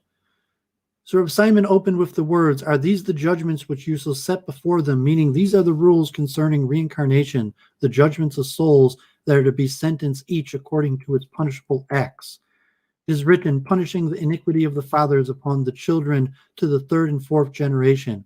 This is the same soul coming once, twice, thrice, 4 times, being punished for the first sins, for the father, the son, the third and fourth generations, and one soul that has not been corrected or cared to correct itself. So here the Zohar is commenting on the 10 Commandments, the verse in the 10 Commandments that every person knows, that God, angry and jealous and punishes the sins of the wicked for 3 and 4 generations. The Zohar says that refers to reincarnation. Here's a few more collected. Deuteronomy 33:6, let Reuven live and not die. So the Targum translating it as a second death, meaning despite his incorrect deed, may he live in the world to come and not have to be reincarnated to correct the misdeed and then have to die another time. So this conception that in Judaism, reincarnation, like we'll see the Platonic system academically, is an opportunity to fix a mistake we made in the previous life. So there's various verses that have been said by the sages that's their blatant meaning. Isaiah, surely this iniquity should not be forgiven until you die. And so the translation is a second death, meaning the transgression may only be rectified through reincarnation and subsequent death. And the Ramban on Job, behold, God does all these things twice or thrice with man to bring back his soul from the pit to be enlightened with the light of life. That verse in Job is most seen as the most common verse to directly refer to reincarnation. So let's look at the Chafetz Chaim, and this is from Yisrael Meir Kagan. So you say reincarnation is not just popular among Kabbalists and Hasidim. Even the Chafetz Chaim was a proponent of reincarnation. A man once left his home country and family to travel to a distant land in order to engage in business. There, after many years of unsuccessful dealings, he decided to return to his homeland and family. However, when the king of that land heard of the debts that he accrued, he sent messages ahead asking the king of the homeland to bar the man's entry until he returned to pay off his debts. Unable to return to his home and family, the man had no choice but to return to pay his debts. Only then was he permitted back into his homeland. We see that scholars of all periods, including the Zohar, Tanna, Rishonim, and even a relative the contemporary and halakhic authority of the stature of the Chafetz Chaim accepted reincarnation. So note there are dissenting opinions, and a lot of the reincarnations are in story form.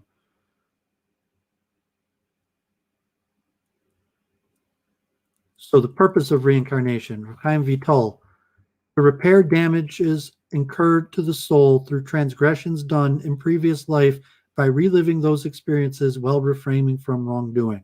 The essential purpose of reincarnation is to give a person a chance to go through the exact same circumstance and not make the same wrong decision.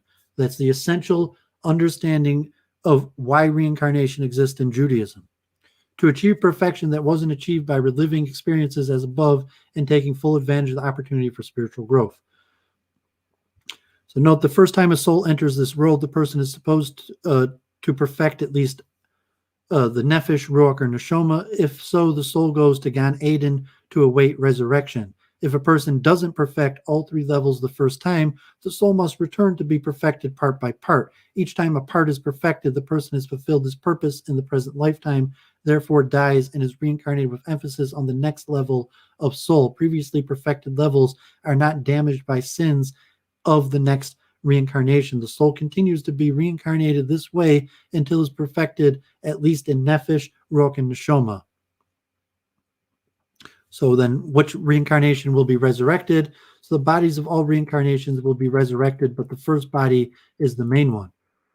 The third purpose, to perfect others. Therefore, even the righteous may be reincarnated for the purpose of helping others to reach spiritual perfection. Even though reincarnation involves a certain degree of suffering for the soul, since it would rather be in spiritual realms, the tzaddik is willing to forgo spiritual pleasure for the benefit of the Jewish people, just as the righteous forego physical comforts like proper food and sleep in order to help others. To marry one's soulmate. Since the soul may only reach perfection together with the soulmate, if one missed marrying one's soulmate or must be reincarnated for other reasons, the soulmate must also be reincarnated in order to enable the mate to achieve perfection. People have a lot of questions about the soulmate, and all the points cannot be conveyed here. So a lot of the Shari Gilgolim actually talks about soulmates. So here, Menashe ben Israel, I mentioned the famous rabbi who was friends with Rembrandt and Rembrandt's portraits, who convinced Oliver Cromwell to let the Jews back in.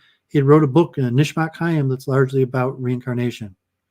And he mentions, this is back in the 1600s, speaking infants. In Shalashit HaKabalah, Reb Gedalia ben Yosef ibn Yachya relates how an infant, Nachman Ketufa, spoke of deep Kabbalistic concepts such as Maaseh Merkava shortly after birth and died at the age of 12. This implies that the soul was already highly perfected from a previous incarnation and reached perfection relatively early, thereby resulting in early maturity and premature death. Child prodigies. And actually, there's a lot of stuff about chess for anybody who follows Duvid in his chess play, that there's a lot of Kabbalistic material related to reincarnation and chess players. And just an infinite number of souls. The Zohar says that there's 600,000 adult male and female counterparts at Sinai represent the number of root souls in the Jewish people. Since many more Jews have lived during all generations since then, many have been reincarnated or they're partial souls. So here's a Talmud Yevamos. Rav Asi said, the descendant of David will not come, Messiah, until all the souls have been finished from the Guf. Rashi explains Guf refers to a heavenly curtain or chamber that divides between God and the angels, within it which all the souls are placed in order to put into bodies. The implication regarding reincarnation is that the souls are returned to the supernal Guf or body in order to be reborn until they all attain perfection at the time the redemption will occur. So here's from the Rashba, 12th, 13th century, about a Dybbuk.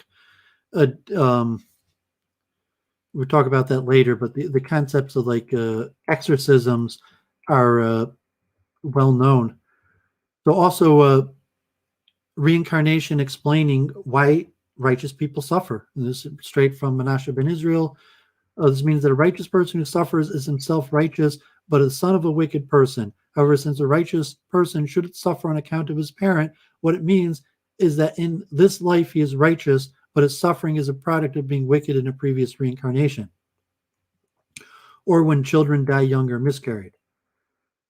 So here you have ancient source where Meir's two sons died on Sabbath. His wife covered them and didn't reveal their death to Reb Meir until he made Havdalah and had something to eat. She then asked him, a neighbor once deposited something with me, and now after many years, she has come to claim it back. Must I return the deposit? He answered, of course, no matter how long the object was deposited with you, it still belongs to owner. She replies, so to it as if our sons God gave, God takes back, may not God's name be blessed forever.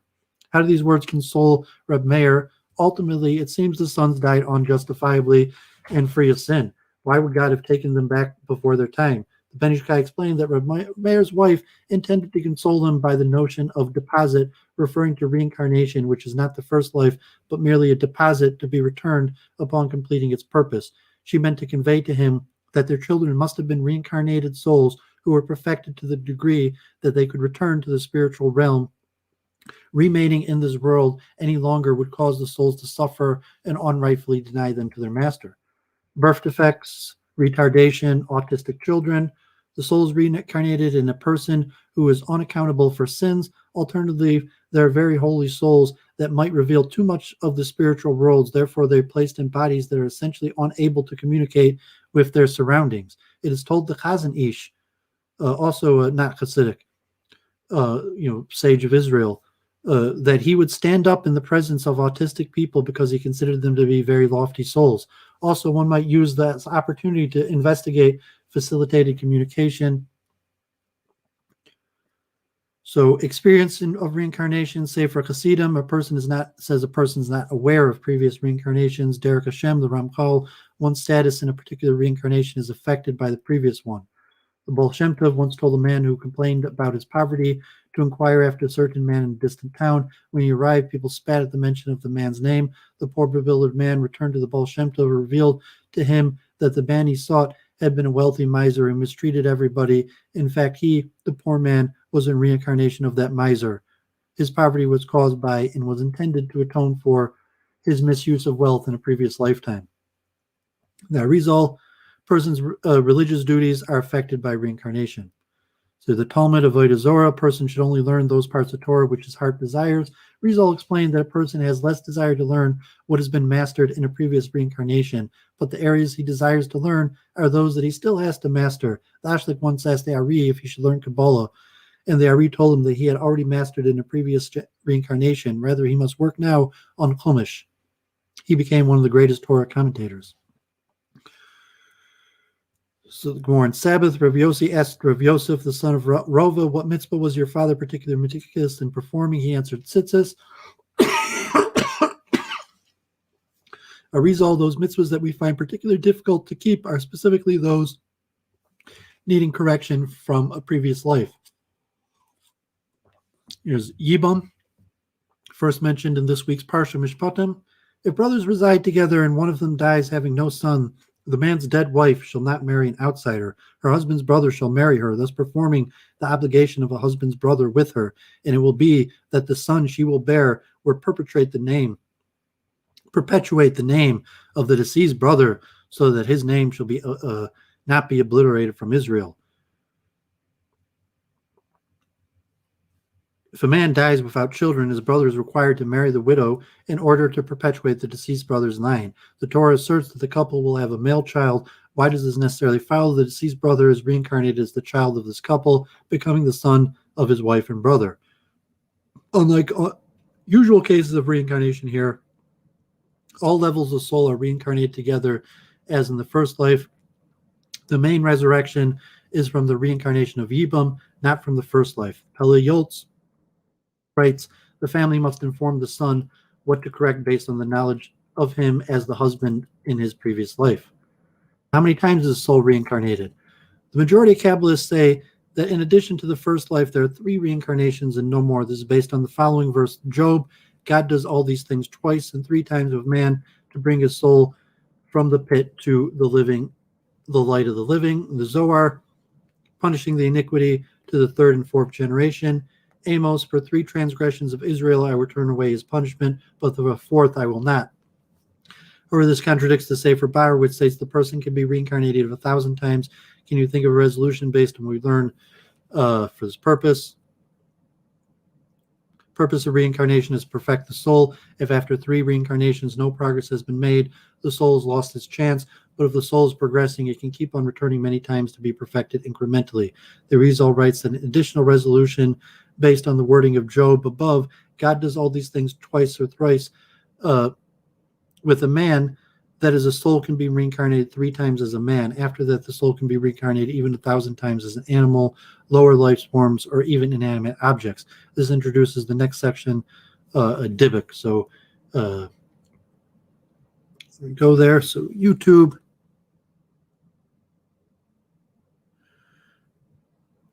Yeah, so the YouTube's asking, how does the idea of redemption by making the correct decision the second time around square with being reincarnated into a different kind of body? So the ultimate tikkun, fixing, will be when all of humanity, all of the souls, all of the sparks have been corrected. So, we're another way to put it, why reincarnate as a different kind if the purpose of reincarnation is to fix a previous problem by making the right decision? So life is a one-time shot. If you made the wrong choice and it was the bad choice, God has mercy to allow a person to reincarnate in order to make the correct decision a second time.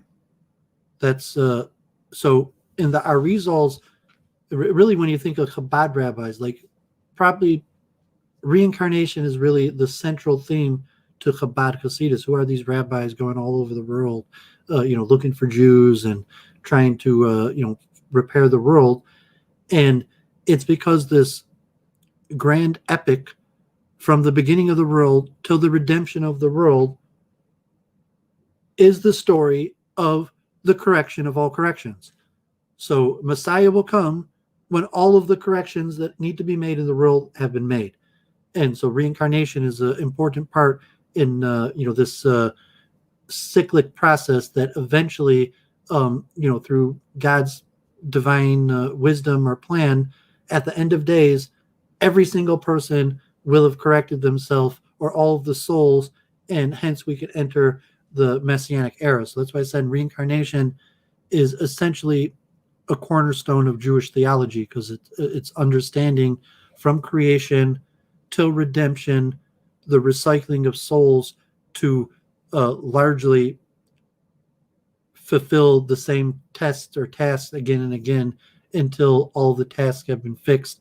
And we saw from the scholarship that most people believe that the Kabbalah is a Judeo adaptation of the Platonic system. So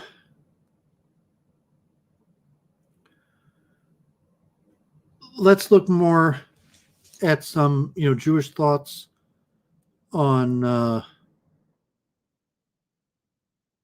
reincarnation.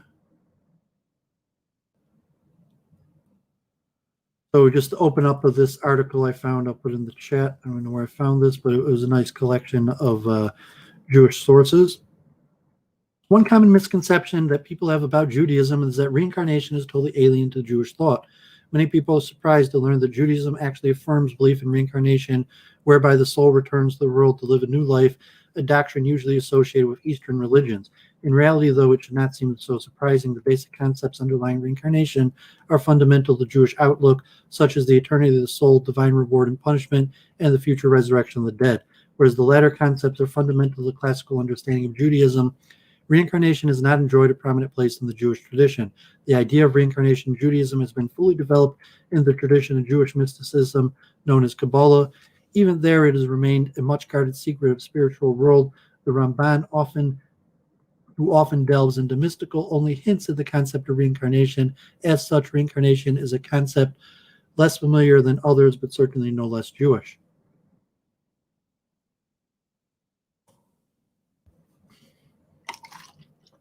So from a Torah perspective, there's no doubt as to the presence of a spiritual soul which transcends the material body and which continues to exist even after the body, the earthly vessel, and the soul returns to the earth. Reincarnation is simply an extension of the continued existence of the soul, whereby a soul re-enters the physical world and occupies a different body than it did in the previous earthly life.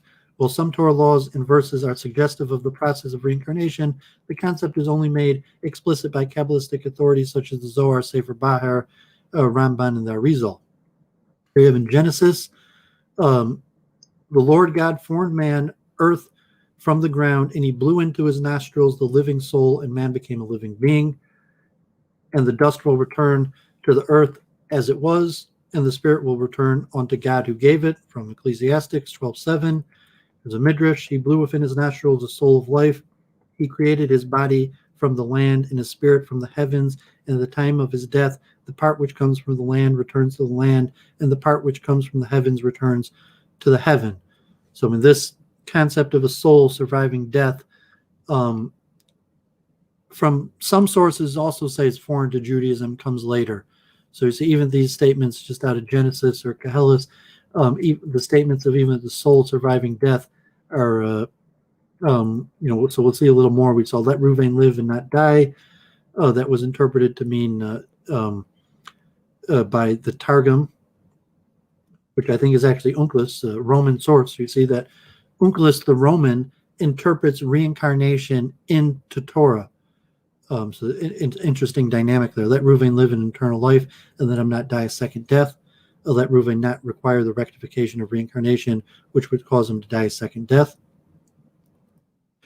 We talked about Yibam. Here's the Ramban.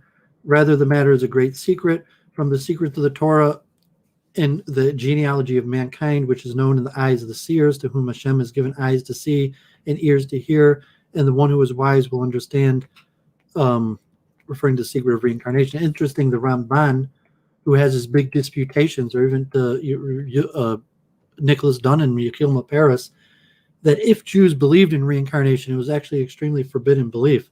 So at the time of the burning of the Talmud, that it could have actually been statements about reincarnation would have been more dangerous than statements even about Jesus, that if the Jews had said in the time of that period that we believe in reincarnation, that would have put them to the Inquisition, even before the Inquisition hit the Jews, as even the statements of Jews about Jesus and other things were less controversial than the belief in reincarnation. It's interesting. So here's the Zohar.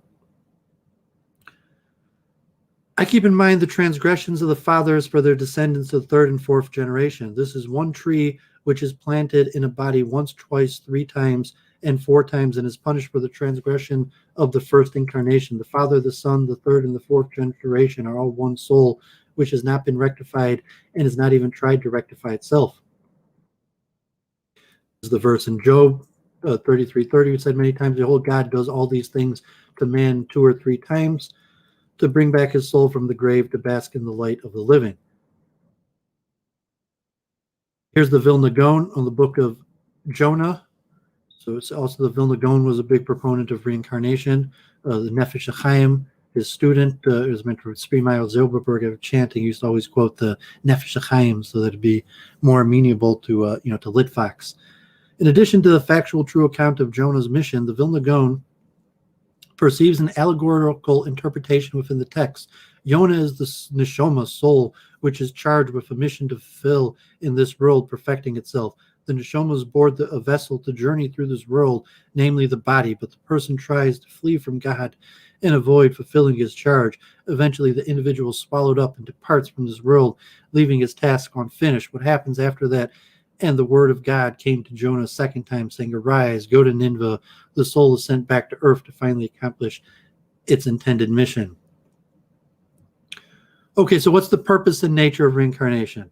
Each human being is created B'Tselem Elohim, in the image of God. According to the Kabbalistics, Tselem Elohim applies both to Jews and non-Jews. The foundation of reincarnation is based on the principle that God created each person with the goal of reaching perfection by using free will. If the soul did not achieve perfection in one lifetime, reincarnation affords additional opportunities to perfect the soul using free will, in contrast to those cases necessitating transmigrations in animals, plants, or inanimate objects, which purify the soul independently of free will.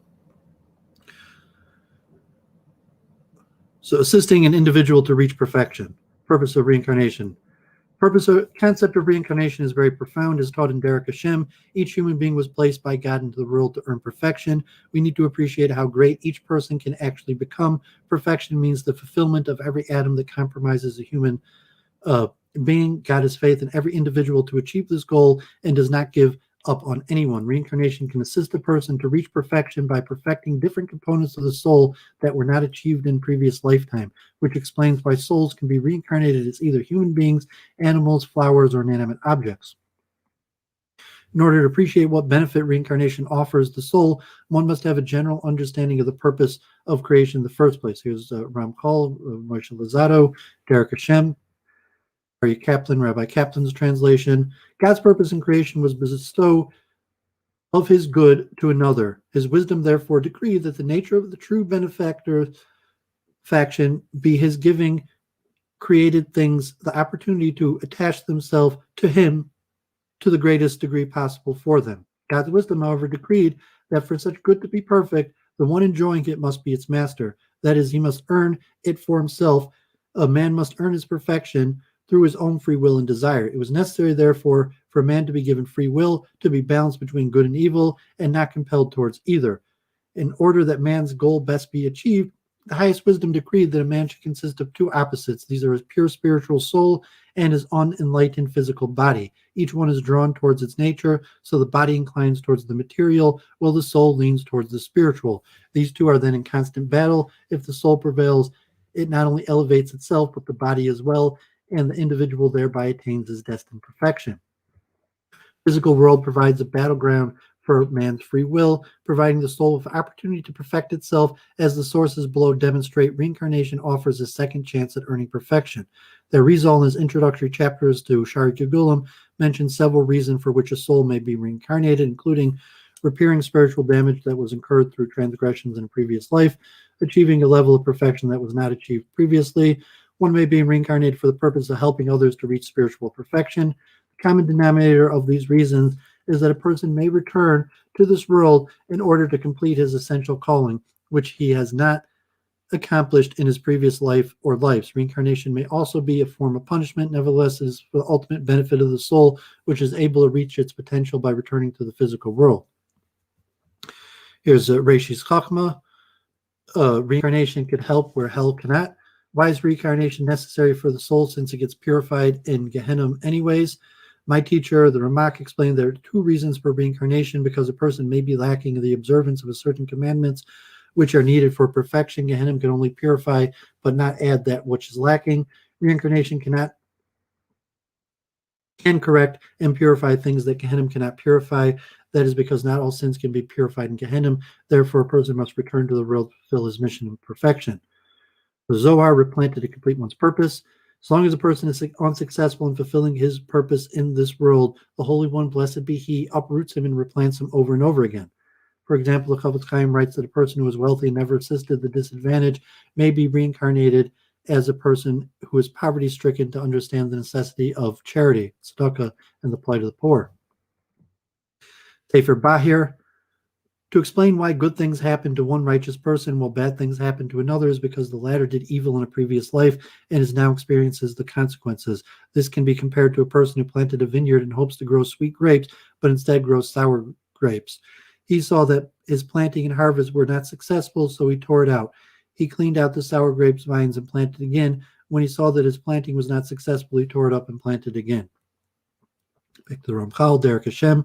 There's another important principle regarding God's providence. God's arranged matters so that man's choices of achieving ultimate salvation should be maximized, as discussed earlier. A single soul can be reincarnated a number of times in different bodies, and in this manner it can rectify the damage done in previous incarnations. Similarly, it can achieve perfection that was not attained in the previous incarnations. There are many details in the concept of reincarnation involving the manner in which an individual is judged according to one incarnation and how this judgment depends on previous incarnations. The crucial point, however, is the fact that all is truly fair and just, and the Torah states the Creator's work is perfect and all his ways are just. No created thing can encompass God's thoughts or the profound depth of his plan. We only know that, like all other such concepts, the principle of reincarnation as one man's experiences also follows the rule of fair judgment as decreed by God to perfect mankind in general. The nature of reincarnation.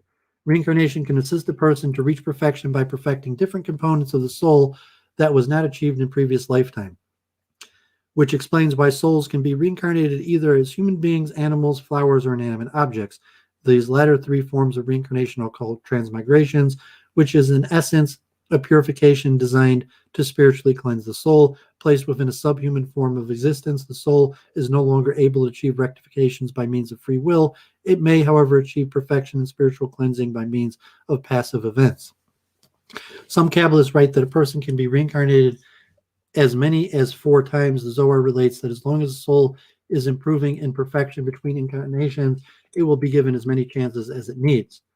Sefer Charedim, I sung the song from in the beginning.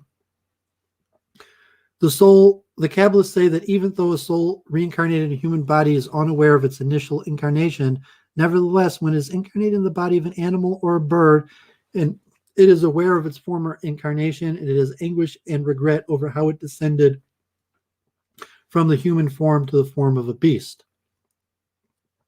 What determines the way one is reincarnated?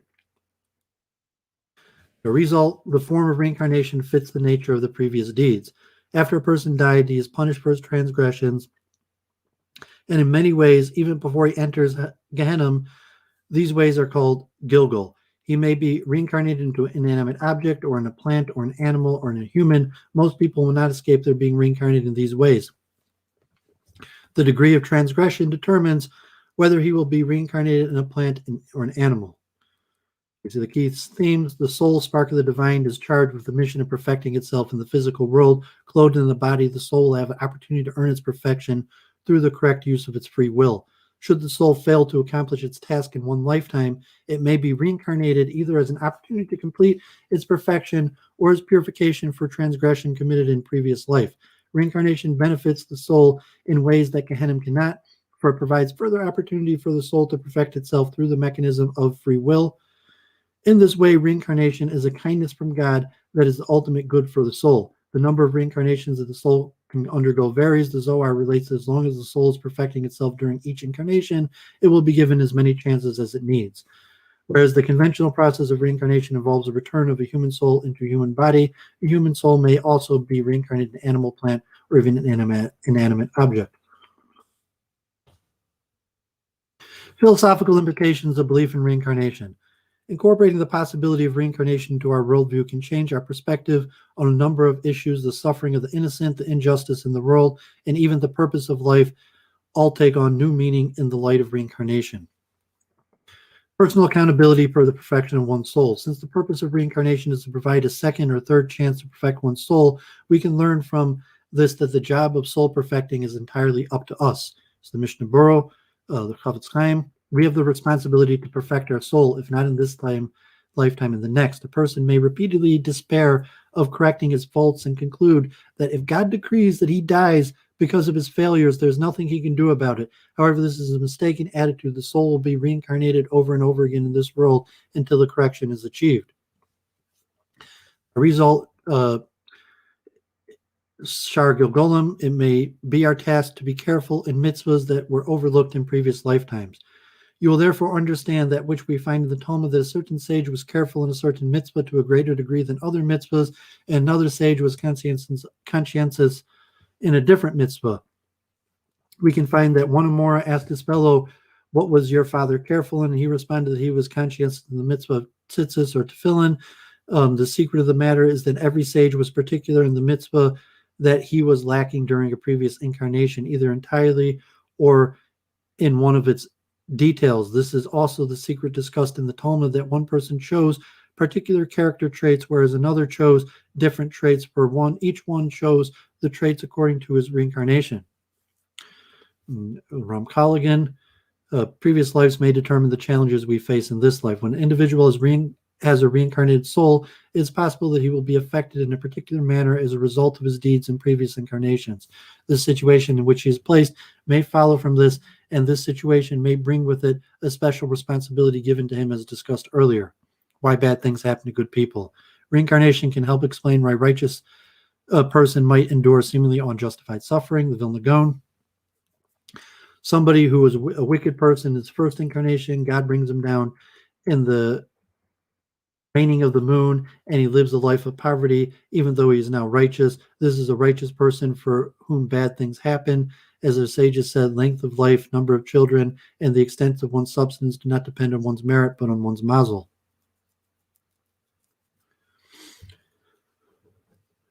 Human injustice. Ramosha Chaim Ephraim of Sadakov, Degel Menachem Ephraim, here on Parshas Mishpatim, this week's Parsha. Reincarnation helps explain seeming injustice. They're the ordinance that you shall set before them. On this verse, the Zohar says, these are the cycles of reincarnation. This is a surprising connection, seeing that the subsequent verse speaks about monetary laws.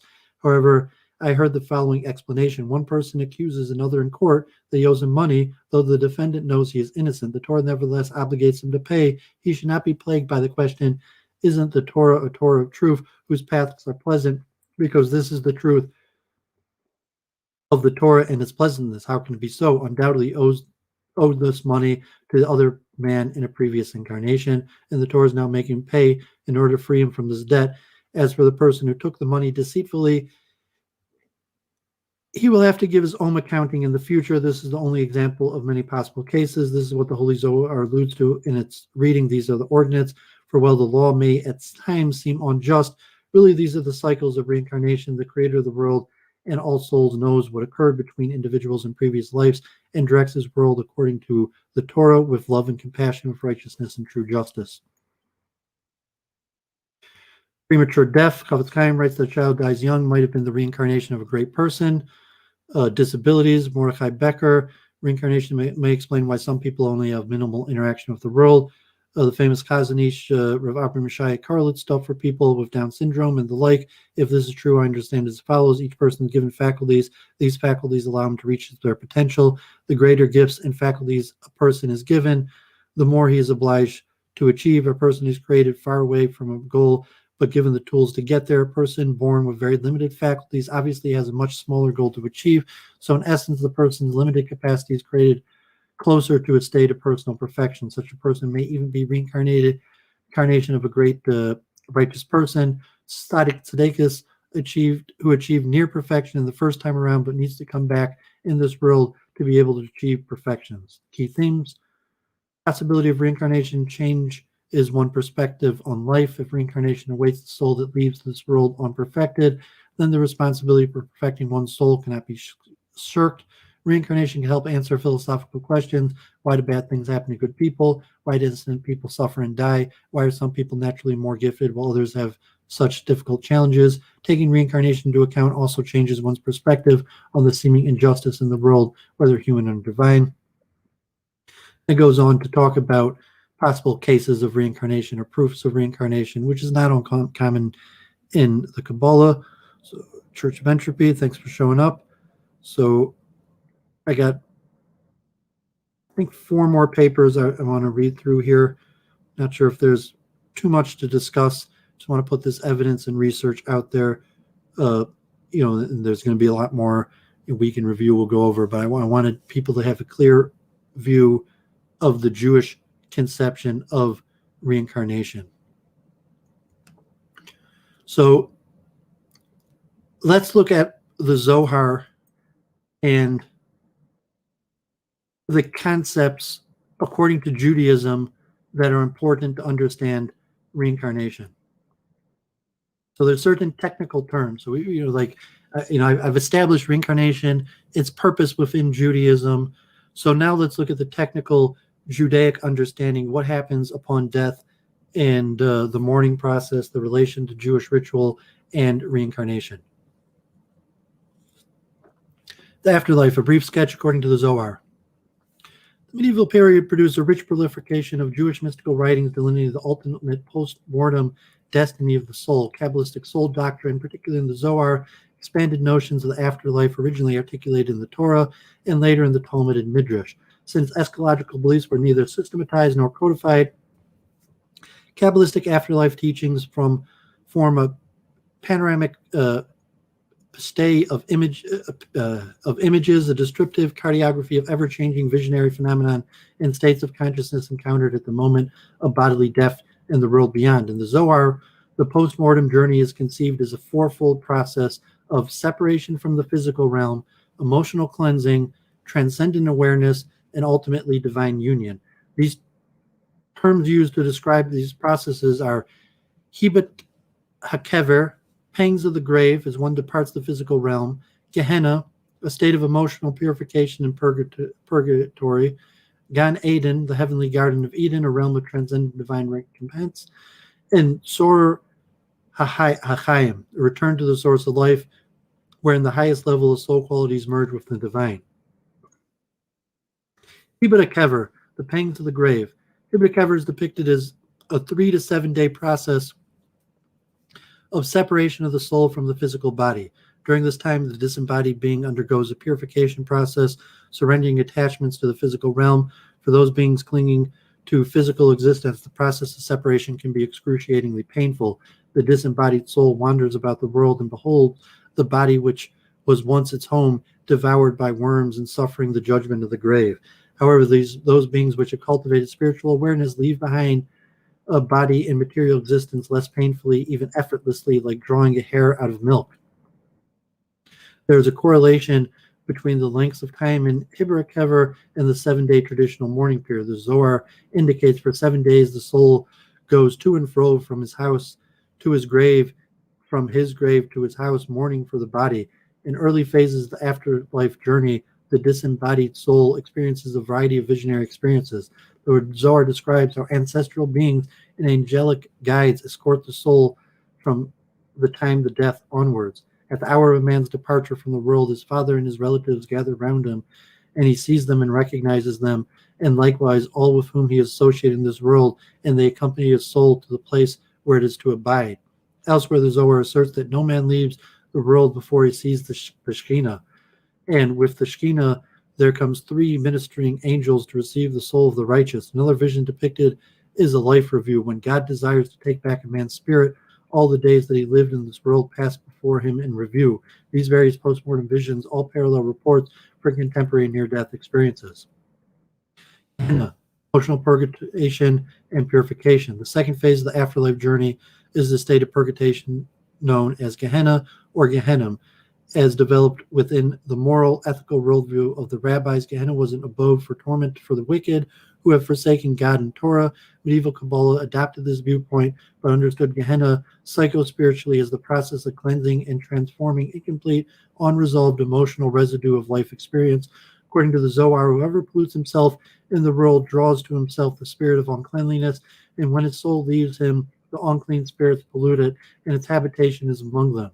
This cleansing process of Gehenna is described as purification by fire. In Gehenna, there's certain places where souls that have been polluted by the filth of this world are purified by fire and made white. Fire is utilized to punish souls because it represents the quality of human passion. The fire of Gehenna, which burns day and night, corresponds to the hot passion of sinfulness in man. The greater one's unbridled passion, usually implying sexuality, the more intensely the fire burns. Thus, the soul's Gehenna experiences reflects the impurities accumulated during one's lifetime. The more defiled, the greater the need for fires of purification. When a man's sins are so numerous that he has to pass through the nethermost compartments of Gehenna in order to receive heavier punishment corresponding to the contamination of his soul, a more intense fire is kindled in order to consume that contamination. Adopting rabbinic tradition, Kabbalists affirmed that purification in Gehenna was to be endured for a maximum of 12 months, after which time the soul transits to a higher afterlife realms.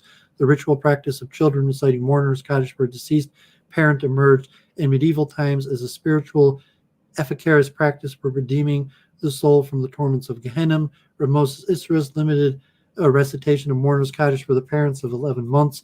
According to Israel, since 12 months was the maximum time for a soul in Gehenna, one would not want to assume one's dead parents merited full punishment. When the purification of Gehenna ends, the soul is ready to enter the subsequent phases of afterlife sojourning. The Zohar teaches the body is punished in the grave and the soul in the fire of Gehenna for the appointed period. When this is completed, it rises from Gehenna purified from its guilt like an iron purified in the fire and is carried up to Gan Eden. Gan Eden, the heavenly garden of Eden. The third phase of the afterlife journey is described as Gan Eden, the heavenly garden of Eden where the souls of the righteous dwell, depicting mythic images of beauty and bliss in late Midrashic tradition. In medieval Kabbalah, Gan Eden is essentially a period of intellectual contemplation of supernal bliss experienced by transcendental dimensions of souls. Eternal in nature, the cleansed soul in the heavenly Gan Eden experiences a state of consciousness reflecting the level of spiritual development attained during life. When the soul mounts on high through that portal of the firmament, other precious garments are provided for it of more exalted order, made out of the zeal and devotion which characterize the deceased Torah study and prayer. The robes of celestial garments worn by the righteous in Gan Eden reflect the quality of individual spiritual attainment. The soul continues its post-mortem ascent and eventually enters Upper Gan Eden, a compartment reserved for the pious of a higher grade. Here the soul immerses in the celestial river of light, continuing the healing process and purging remaining defilements. In these supernal realms of the Upper Gan Eden, there are continual gradations, increasingly elevated abodes where the finely purified and righteous dwell, each soul in accordance with the accumulated merit of its life. The more spiritually developed a soul is, the higher the realm in which it abides. As the works of the righteous differ in this world, so do their place and lights differ in the next world. The Gan Eden phase of afterlife experience corresponds to the ritual act of observing a yurtzeit, the anniversary of a death. According to Kabbalistic teachings, the act of recitation of Kaddish at a time of yurtzeit elevates a soul every year to a higher spirit in Gan Eden. In remembering the deceased, the living have the ability to assist the disembodied souls ascent through Gan Eden. Sor HaChaim, return to the source. According to Kabbalistic tradition, the soul's repose in Gan Eden is not eternal. After completing a stay in Gan Eden, the soul enters Sor HaChaim, the bond of life, the source of life, or literally the bundle of the living. The Sor HaChaim is said to be a cosmic storehouse of souls, the point of origin and termination for all souls in the universe. This endpoint of the journey is achieved by most supernal elements of the soul capable of direct perception of God. The virtuous are thought to be worthy to be bound up in the Sor HaChaim, are privileged to see the glory of the supernal Holy King, and their abode is higher than that of all the holy angels. Sor HaChaim is an experience of spiritual union with the divine. However, according to Kabbalistic tradition, in certain cases, souls require further life adventures and are forced to undergo Gilgal reincarnation and re-embodiment. Reincarnation and resurrection. Two other motives inherent in the medieval afterlife teachings are reincarnation, the Gilgul, and the resurrection of the dead, Tehiyas Amesim. Medieval Kabbalah infused an entirely new afterlife concept into Jewish tradition, the doctrine of Gilgul, transmigration, or reincarnation. The Kabbalists taught that after migrating through the postmodern realms, many souls are eventually reborn, and through physical re-embodiment, enable further restitution for the wrongdoings of a previous life. The doctrine of Gilgul first appeared in the Sefer Bahir, around 1150-1200. His esoteric doctrine explicitly explicated indirectly through metaphor and parable. Over the next century, this esoteric doctrine became widespread, and from the Zohar onwards, belief in reincarnation became normative in Kabbalistic circles. Within the Zohar, there are explicit discourses on reincarnation, teaching that all souls must undergo transmigration, but men do not perceive the ways of the Holy One. They do not perceive the many transmigrations which the Holy One accomplishes. For the early Kabbalists, Gilgul offered those guilty of sexual transgressions opportunity to experience further restitution. Through rebirth, one was given the gift of another lifetime to make amends for sins committed. In harmonizing teachings on Gilgul with rabbinic theology, the Zohar asserted that the extent of one's obedience to the mitzvah determined whether or not one had to undergo Gilgul. Ultimately, the aim of Gilgul was to further purify the soul and provide further opportunity for self-improvement and the fulfillment of mitzvah. Committed to rabbinic tradition, the Kabbalists embraced the doctrine of Tehiyas Amesim, physical resurrection of the dead at the end of days. However, for the Kabbalists, the resurrected body would be totally spiritualized and transformed. Following judgment at the end of the days, the radiant perfected soul would re-enter a fully resurrected body. Over time, Kabbalistic communities, particularly in Chabad, downplayed bodily resurrection. Belief in physical resurrection could not be harmonized with the spiritual metaphysical cosmology of Lurianic Kabbalah. Resurrection was interpreted in a spiritual sense as a materialization of the spiritual body. Souls which had not fully evolved a spiritual body, it was taught, would at the time of collective resurrection materialize on earth in order to fulfill any remaining mitzvahs. Ultimately, for the Kabbalist, resurrection itself is not the ultimate state of being. The fully awakened soul within a spiritualized resurrected body was seen as divinely itself, fully realized. The ultimate goal was union with the divine being, the absorption of the soul in Godhead itself. The rich heritage of the medieval afterlife teachings were incorporated into Hasidism and infused in Eastern European folk culture. However, with modernity and the event of enlightenment, medieval mystical teachings of the afterlife were rejected or ignored. Today, there is a thriving curiosity of Jewish views of the afterlife, and once again, the legacy of medieval afterlife teachings is being explored. Okay, so I actually had a paper on Kaddish that I'm not going to read today. I'll just put in the chat for anybody who's interested, and on the origin of the modern Kaddish and Ashkenaz, the Kaddish prayer, which may have something to do with reincarnation or just the place in heaven. But I'm not going to have time to read that today. I'll probably do it on my next Ask the Rabbi of a Soul. So let me just check the chat. Hi T, how far back does this go? So hi T, I'm about to read the article on the history. So the Kabbalists say, like I read at the beginning, that the sages always knew about reincarnation, but there was a dispensation to keep it secret, that only the sages knew about it, and hence it's almost not at all in the rabbinic literature. And then at a certain time, actually say about 1490, the time of the Spanish expulsion, it was ruled that we could now start openly talking about these things. So from the Kabbalistic perspective, of course, there's no evidence we always believed in it because they didn't want people to know we believed in it, but we always believed in it, even though the writings don't start appearing. I'm going to give you a history of the actual writings in one of these papers and books.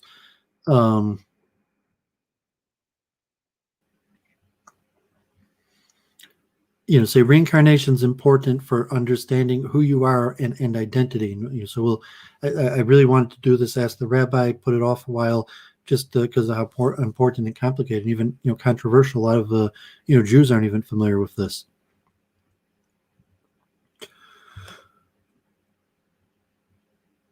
Okay, so let's look at another essay from Rav Menachem Amsel, and we'll discuss some of the stuff that Hai T was asking.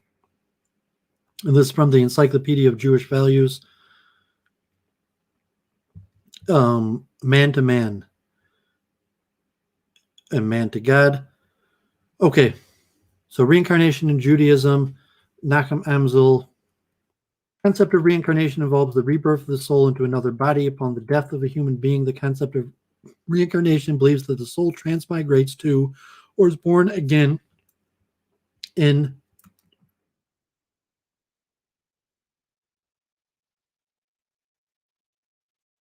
another body. The word in English, reincarnation, is based on the Latin, which means entering the flesh again. In Hebrew, the term Gilgal, related to the word circle, implies a continuous cycle of the soul. In Eastern religion, reincarnation is a mainstay and fundamental belief, such as in Hinduism or Buddhism.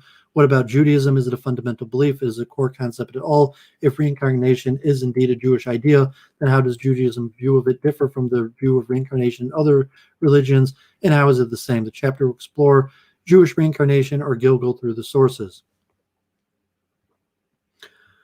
Brief history of Jewish reincarnation or Gilgal. The concept of Jewish reincarnation or Gilgal is not mentioned explicitly in the Tanakh, nor in the Talmud, and not even in the 13 Principles of Faith of Maimonides. Although reincarnation is found in mainstream Greek philosophy, such as the work of Plato, Socrates, and Pythagoras, the first Jewish sources that advocate this idea appear only in the Middle Ages. The first discussion of reincarnation in Judaism, in fact, is by the Karaites, a group of Jews who opposed rabbinic Judaism. Sadi Gaon, a leading opponent of the Karaites, comes out very strongly against the idea of reincarnation in Judaism, as does Rav Yosef Albo. On the other hand, Nachmanides, Rabbeinu Bachya, and other rabbis of the Middle Ages believe strongly in Gilgal or reincarnation. When the mystical Renaissance replaced rationalism in the 16th century spots as the mainstream Jewish theology, reincarnation became a core idea in Judaism, both among the Jews in general and among the leading rabbinic scholars. The popularization of the Kabbalah further enhanced this concept, and reincarnation is mentioned often in the Zohar. Of Isaac Luria, known as the Ari, brought this idea to the forefront in his new mystical articulation of Judaism, as seen in the writings of his main student, Rav Chaim Vital.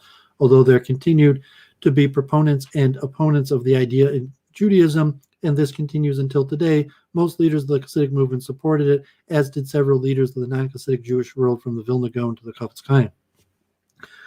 Reincarnation Gilgal solves the most fundamental Jewish problem. While it may be difficult for many rational people today to believe in the transmigration of souls or rebirth of the soul in another human being, this fundamental concept in a different context is essentially supported by scientific observation of the human body. Everyday cells in the human body constantly die and others are born to take their place. In fact, every 7 years, the body's cells completely replace themselves.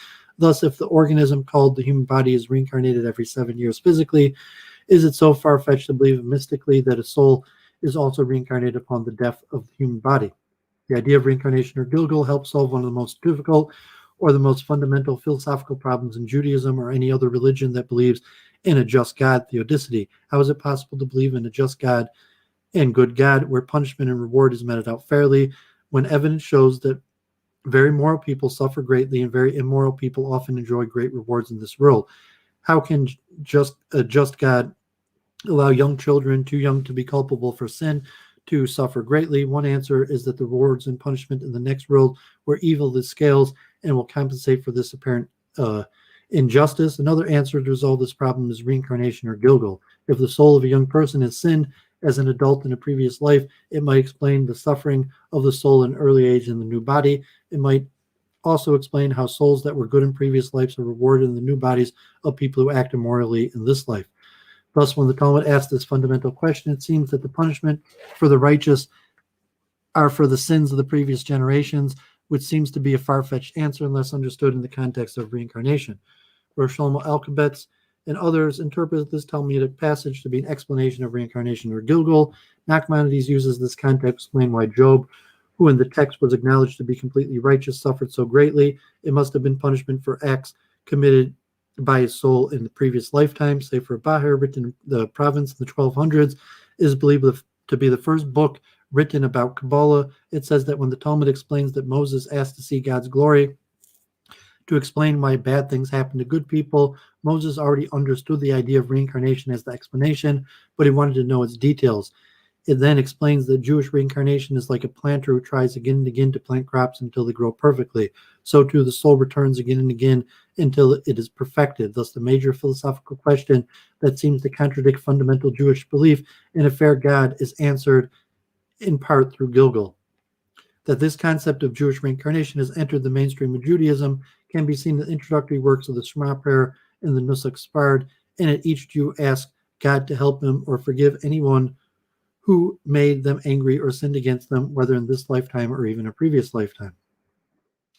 Rabbis and arguments pro and con regarding the Jewish reincarnation.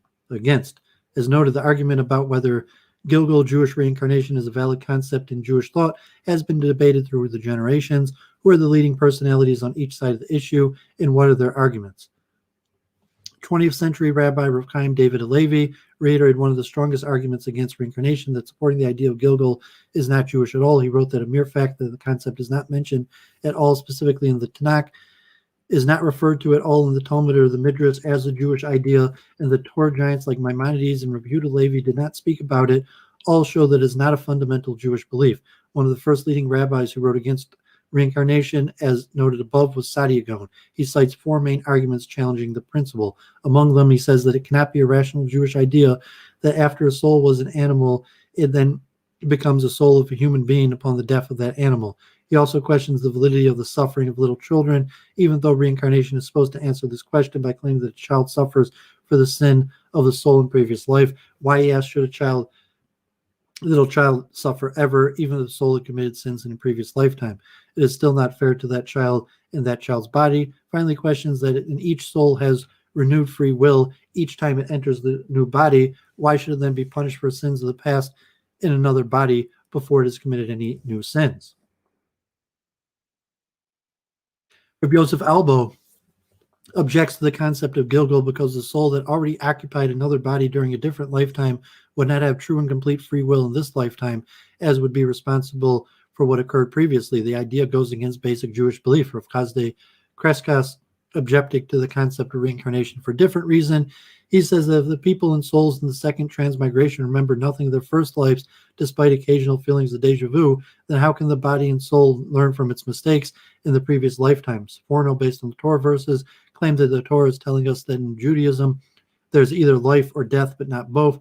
Therefore, there cannot be a situation where a person dies in body, and yet the soul again alive in this world. Rashba cites another logical argument of Rev Yedea Bedershi, why this concept could not work in practice. If a person is trying very hard to live a moral life, but is then severely punished as a result of actions in previous life, that person could easily just give up trying to act morally and correctly, since his or her actions now seem truly futile given the baggage and sins of the previous life. If reward and punishment is not based on actions in the present, why be moral?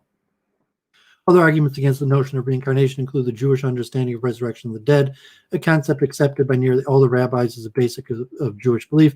But if a soul has occupied so many different bodies, which body will it occupy when all the dead are resurrected? All of them, or just one? Which one? Another argument against the idea questions God's ability in running the world. If there is just not enough time in one's lifetime to teach the soul to reach its goal in perfection, then why can't God simply extend that person's life until the soul learns all that is meant to learn, rather than having it return again and again until this is accomplished? These are just some of the arguments and claims that would not support the idea of reincarnation as something Jewish. Or, as mentioned above, the main advantage of the idea of reincarnation is that it allows an individual who believes in God to see a wicked person prospering in this world and not lose faith, since this situation could be caused by reward for something the soul did in a previous life, and vice versa. Arbanel said God is doing a great chesed kindness for any individual who died too early to achieve completion. Instead of having to suffer great punishments in the hereafter, God gave the soul other chances to perfect itself in order not to have to suffer as greatly. Rabbeinu Bakyu agrees that God is doing a kindness for the soul by letting it return for a second and third chance. He also says that it helps explain why the righteous suffer even though they have not done anything in this lifetime to deserve such suffering. Those who believe in reincarnation say that this idea helps explain certain statements in the Talmud or Midrash, which claim that one biblical personality is actually the same person as another biblical personality. Thus, when it says that Pinchas is really Elijah, that Lubbock is Bilam, and that the 10 rabbis who died as martyrs are really the 10 sons of Jacob, or that Mordecai is Jacob, Bilhaman is Esav, it really signifies that they are the souls of the people who lived on in the bodies of these personalities in the future.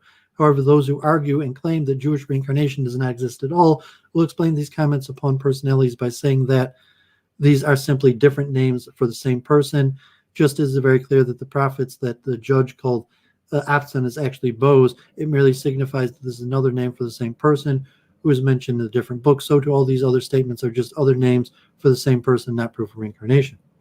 Rav Moshe Ashlik states that the Torah terms Nakla, inheritance, and Yerusha, inheritance, symbolize Gilgal and reincarnation. Each time the soul returns to this world, it leaves the soul a little better until, after many generations, the soul is ready to be received by God. Rav Moshe Israelis compared the Jewish soul to the cycle of the moon. Just as the moon appears to die every 27.5 days when it disappears completely, yet miraculously reappears again and begins to grow anew, so it is with our souls that appear to die only to live once again. The Vilna Gaon explains the entire book of Jonah as illuminating how Jewish reincarnation works. Jonah was sent by God to better the world, but he refused his mission in life and made it worse. Thus, God gave him another chance to make it better in the same way that Gilgal operates. In the 20th century, also commentary on the Jonah story, Rav Yisrael Meir Chagan, the Chavetz Chaim, writes that the story teaches us that rather than wait until one's soul is sent back repeatedly until he gets it right, each person should try to get it right initially and attempt to reach perfection as much as able in order to avoid needless suffering through reincarnation. Another argument in favor of the concept of Jewish reincarnation is that certain commandments are better understood when accepting the concept of Gilgal. Most noted among these is the commandment of Yibam, where the brother-in-law is commanded to marry his deceased brother's childless widow. The Torah itself says the child born of this union will be named after the deceased brother. Jewish reincarnation understands that the baby's soul is that of his brother who died. Verses in the Tanakh that seem to support reincarnation, although not mentioned specifically in the Torah, prophets, or writings, once the Jewish concept of reincarnation or Gilgal is assumed, many verses can now be understood in a new light. The commentaries have thus interpreted selections from the Tanakh from the point of view of reincarnation. At the very first death in the Torah, that of Abel in the hand of Cain, Adam and Eve conceived and born the third child, Seth, who was born instead of Abel, whom Cain slew. In light of reincarnation, this is understood to be a clear reference to the soul of Abel entered the body of Seth, and that he took the place of Abel. When Er died childless in the first Yibam Levirate situation recorded in the Torah, Judah told his second son Anan to marry Tamar so that they would bear him a seed for your brother. Thus Judah told Anan that the son will indeed be inhabited by the soul of Er, his deceased uncle, as explained by Nachmanides. In the verse commanding a person building a house to construct a fence of protection around the roof so that no one falls, it specifically says, so that the fallen should not fall, implying that a person who may fall actually is already called fallen and deserves to fall, guilty of previous sin that makes him fall. In light of reincarnation, this refers to a person who might have sinned in a previous lifetime. There's a special commandment that if a Jew comes upon a nest and wants to take the eggs, he must first send away the mother bird. The Zohar says that the band mother is like a Shekhinah, God's eminence exiled from the temple, its rightful place. The souls that have been banished through Gilgal have been granted permission to nest there in the book of Zohar until they can be reunited with their mother, God, in the time of Manasseh. In the famous covenant where God says that he is making this pact with the Jews who are not only present in the desert, but also with the Jews who are not present, this idea can be understood to refer to all the souls that will be reincarnated in the future in other bodies. When Moses blessed each tribe before he died, he said to the tribe of Reuben that they will live and not die. This apparent redundancy prompted an early commentary Unclus to remark that unlike most people, these souls will go directly to heaven and will not die to then be reincarnated several times before going to heaven. A later commentary, Rabbeinu Bakia, after quoting Unclus, spells out the concept even more clearly. He said that most other souls do not return to other bodies after being rewarded in the Garden of Eden and punished in Gehenna. Then they return to another body. The souls of the tribe of Reuben will not do that.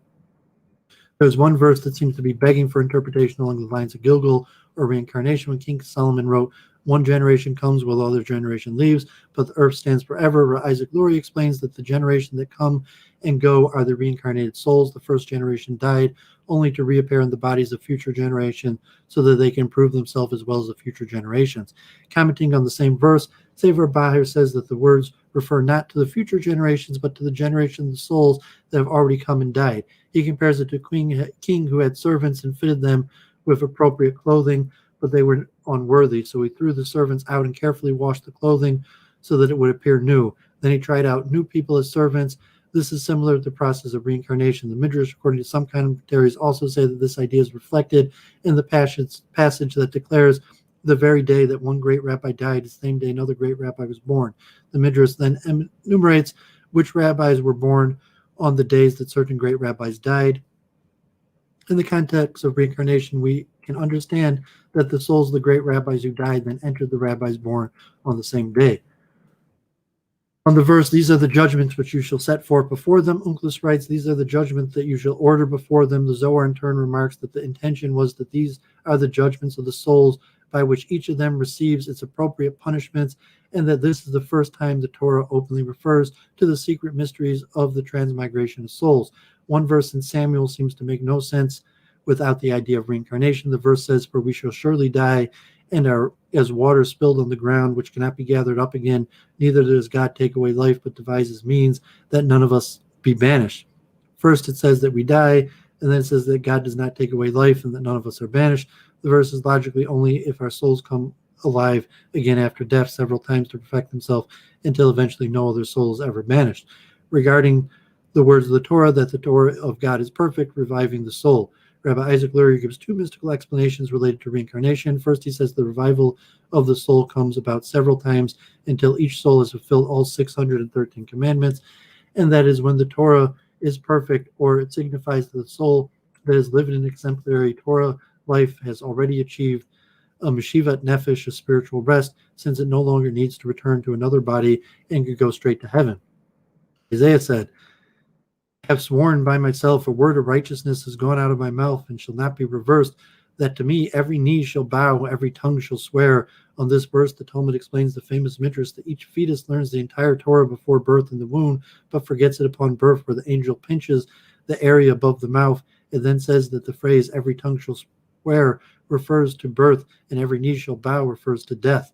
Reb Shmuel Edel's comments about the Talmudic passage that the phrase for birth comes after the phrase for death in the verse because the phrase refers to a birth that takes place after death, the Gilgal cycle. One verse in Job refers to God saving the evil person from the pit and says that his flesh will be as smooth as a child as he returns to the days of his youth. Nachmanides explains this refers to reincarnation, when the evil person returns to his youth through the soul's rebirth in another person.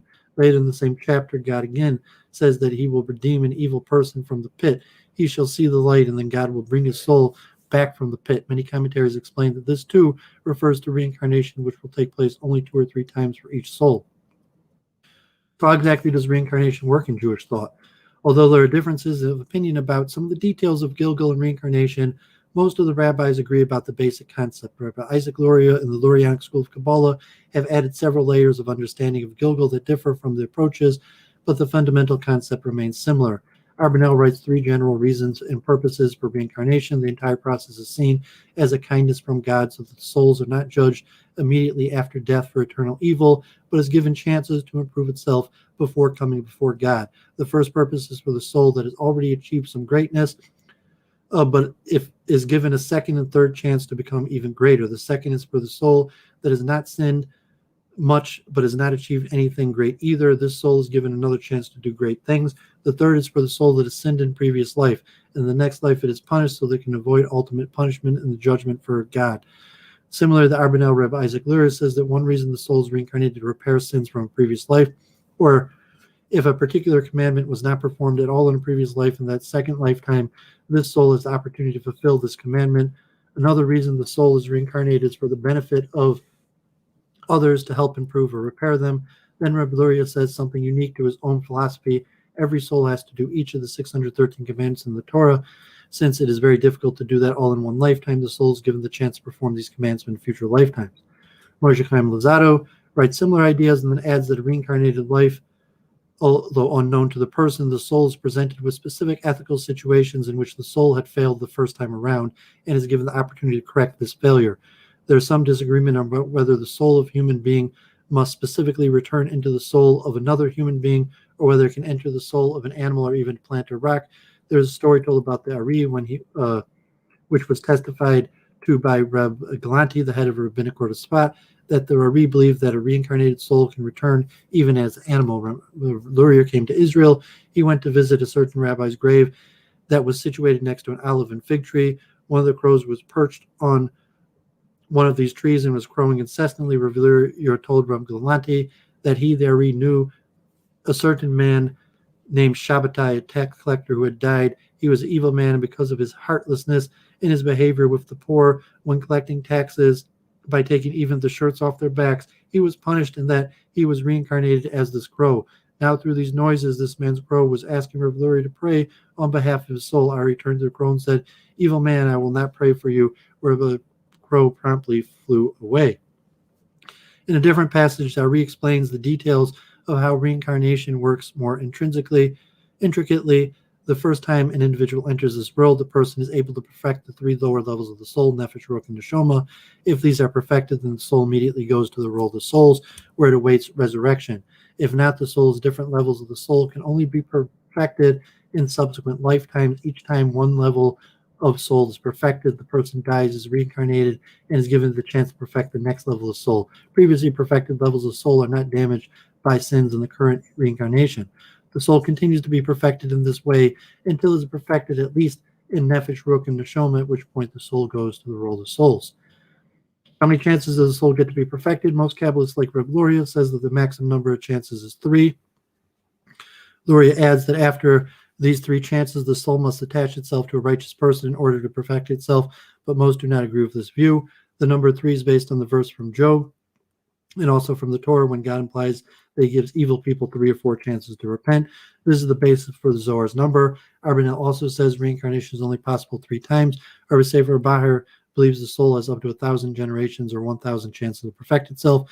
Can this difference of opinion be reconciled? Rabbi Menashe ben Israel explains that there's no real argument between these various views. The soul indeed has only 3 chances of reincarnation in order to perfect itself in the form of a human being. After that, if it has not yet achieved its goal, then the soul is reincarnated in the form of an animal until it is perfected. Only then does it go up to God for final judgment. If reincarnation is so fundamental to Judaism, then why is it most well known among Eastern religions and not in Judaism itself? One answer to this question is provided by Reb Eliezer Ashkenazi, who quotes the Torah verses in which Abraham married Keturah and gave her and her children presents as they went off to the east. These presents, he claimed, were some of the secrets of Judaism, including reincarnation, which they then spread to their new surroundings until it became a dominant theme in religious area. Thus, the fundamental concept of reincarnation in many Eastern religions has its origins in Judaism, according to this view.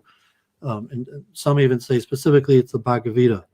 In summary, then, God in his infinite kindness wants the final judgment of the soul to be judged only for good. Therefore, rather than judge the soul immediately after death, God allows each soul to return to a different body in order to improve itself. After 3 or possibly more reincarnations, the improved and more righteous soul is then judged by God for eternity. Okay, 14 people.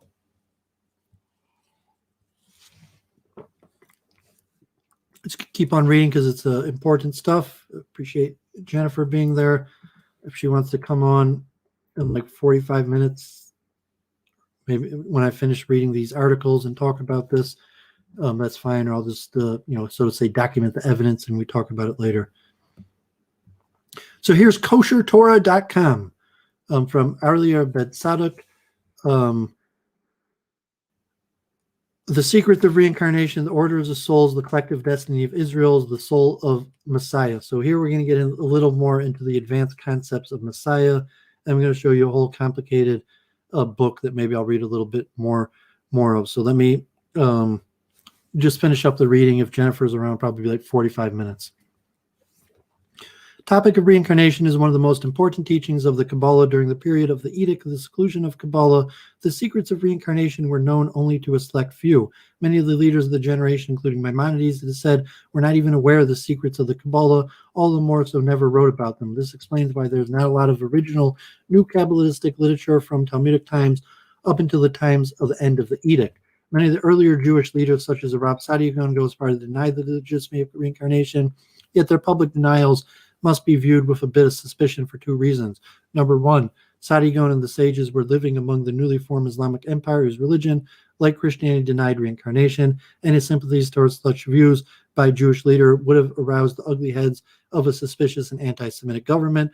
The outcome could have been disastrous for the Jewish community. Number 2, Sadigan especially was a Kabbalist. We have intact his commentary on to Sefer Yetzirah, as well as the dream work, Gorelot, and other similar works. It is inconceivable to me that a Kabbalist of his stature would have been kept in the dark about the importance of reincarnation. It is just as inconceivable for me to believe that a Kabbalist of his stature would not have accepted the teachings of reincarnation. I must therefore conclude that though he publicly spoke against reincarnation, he did so only for the sake of the public, whereas in private he must have known differently. Remember, Reb Sadi Gaon lived in the time of edict to keep Kabbalah secret. It would most certainly have been within his rights to guard such a precious secret. Rather than go through a lengthy halakhic discourse to validate the legitimacy of the doctrine of reincarnation, suffice it to say that all of the sages today accept it as a foundation of the Jewish faith. I've quoted here in some of their statements so as to verify the position. I once even heard said in the name of the chief rabbi Israel that one who does not accept the legitimacy of reincarnation as integral to the Jewish beliefs is to be considered an apostate. On this note, I thus proceed to translate and explain these teachings. There is no need to justify them. The teachings of reincarnation are very deep and extensive. Many different texts written both before the AriZal and after him deal extensively with the matter. The Holy Zohar has entire sections devoted to reincarnation, the most awesome being the Saba Mishpatim and Shmot. I've translated a special piece regarding the soul of Messiah. I believe this important knowledge for every Jew for to assist in our battle against the apostate missionaries and their brood. What I'm outlining here are only the very basics. I do this so familiarize you with these teachings so that future issues we can continue these lessons in deeper format.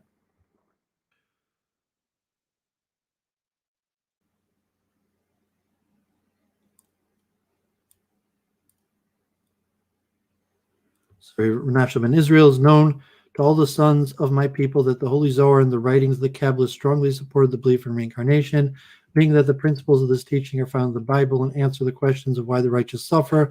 I've come to bring all the scripture verses that establish reincarnation, as well as all the necessary proofs. I will answer all the philosophers of our people and all those who rise up evilly against the belief in reincarnation. It's from the AriZal. Know that even though it is written in many places how the soul of one person is reincarnated into another and then into another after that, do not make the mistake of thinking that it is the identical first soul itself that is reincarnating. For in reality, it is like this. There are many sources of souls, an infinite amount. These are divided up into the souls of human beings. Within one source, there are a number of sparks, an infinite amount. When each and every reincarnation, a number of these sparks are rectified. Yet if those sparks that have not rectified, that return and reincarnate so that they can be rectified. However, these sparks that have been rectified do not reincarnate. They ascend above and stand at the appropriate level destined for them. For Yonassan, for this you will understand regards to all reincarnations that there are in the world. It is not the first ones themselves who are coming back, but rather the sparks within their souls that have not yet been rectified. One must know that the Kabbalists believe that one can reincarnate from one species to another. Therefore, they have said that one who intentionally violates a mitzvah and does not repent will reincarnate into an animal. Regarding the verse that Shem spread them over to the face of the entire earth, our sages have taught that the generation of the Tower of Babel was judged in three groups. The good amongst them was scattered through the changing of the languages. The second group among them that intended to commit idolatry were changed into apes and monkeys. The third group who wanted to ascend to heaven and declare war on God, these were cast down and turned into demons and evil spirit. Parshas Noah, there were those among the generations of the Kabbalists who believed people reincarnate to animals. They said that a person commits one sin over the value of his merits, he will reincarnate an unclean animal. Sefer Koradim, it's written, no, all the Kabbalists have said that even though when a person reincarnates as another human being, that one does not remember his previous lives, even so, when a person reincarnates into an animal, beast, or bird, that one does remember his past life. This memory causes much sorrow and pain, seeing as how they've fallen from heaven, from the image of a man to the image of a beast.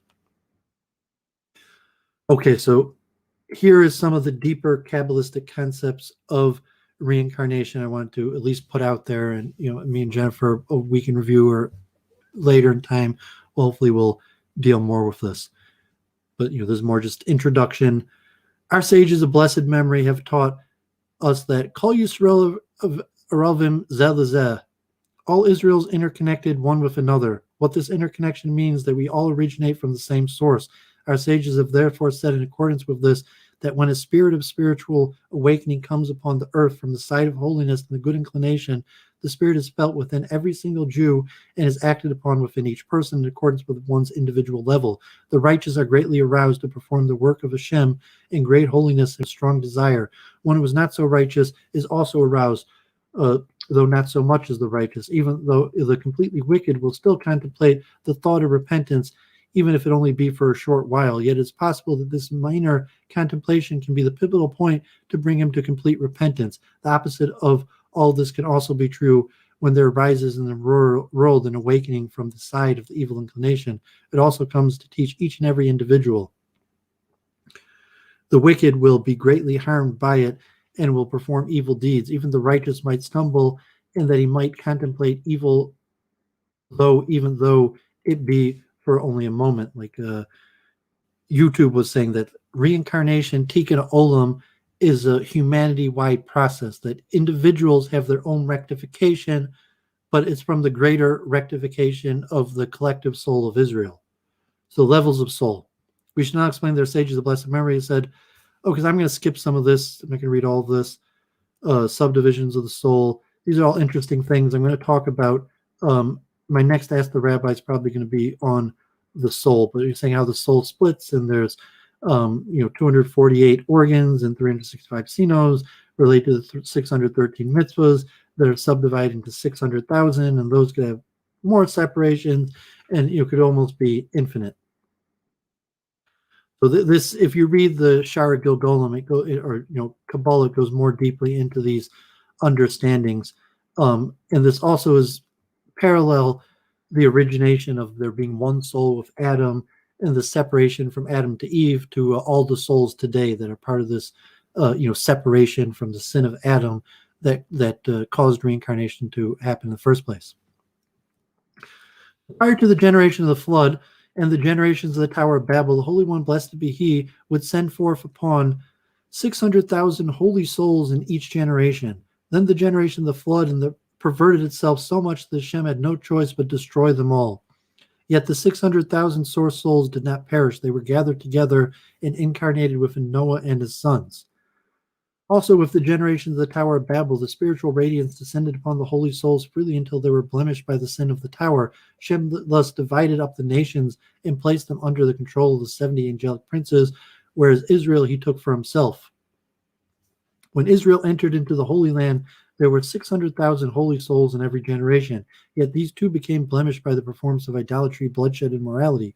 Hashem sent them to his prophets to sent the prophets to admonish the people to see if they would turn back to Hashem, so there would not arise the need to gather the souls together, which usually meant, God forbid, by death, war, famine, or whatever. However, the sins of the people grew. They chose not to repent. Shem thus saw in his wisdom that he would have to perform a collective gathering of the souls. This necessity of the rectification had already passed the point of just being able to die a regular death and then simply reincarnate. Their sins had equaled the generation of the flood, so it was decreed that the temple was to be destroyed and exiled to begin. And you might say that those who performed idolatry in one generation, or those who murdered the prophet Zechariah in the temple, did not receive their punishment, for they had already died a natural death. Yet this is not true, for Shem had taken them specifically so that he could reincarnate them. So those specifically performed idolatry in past generation, or those who specifically killed the prophet Zechariah, they themselves were reincarnated specifically at the time of the destruction of the temple so as to receive their punishment. Each individual received the appropriate punishment in accordance to the sins that he had performed. Those who enjoyed sin just a little died an easier death quickly and without suffering. Those who had greatly enjoyed sin and had blemished greatly, this type of person would suffer through days of famine and want and would live to see his children murdered before his eyes. Everything thus is measure and equality to pay back to everyone in accordance with their sin. Those of the children of Israel who had survived the destruction of the temple had the responsibility to purify and rectify all the souls of those who had sinned and died. Therefore, during the exile in Babel and during the times of the Second Temple, there were enormous amounts of children being born.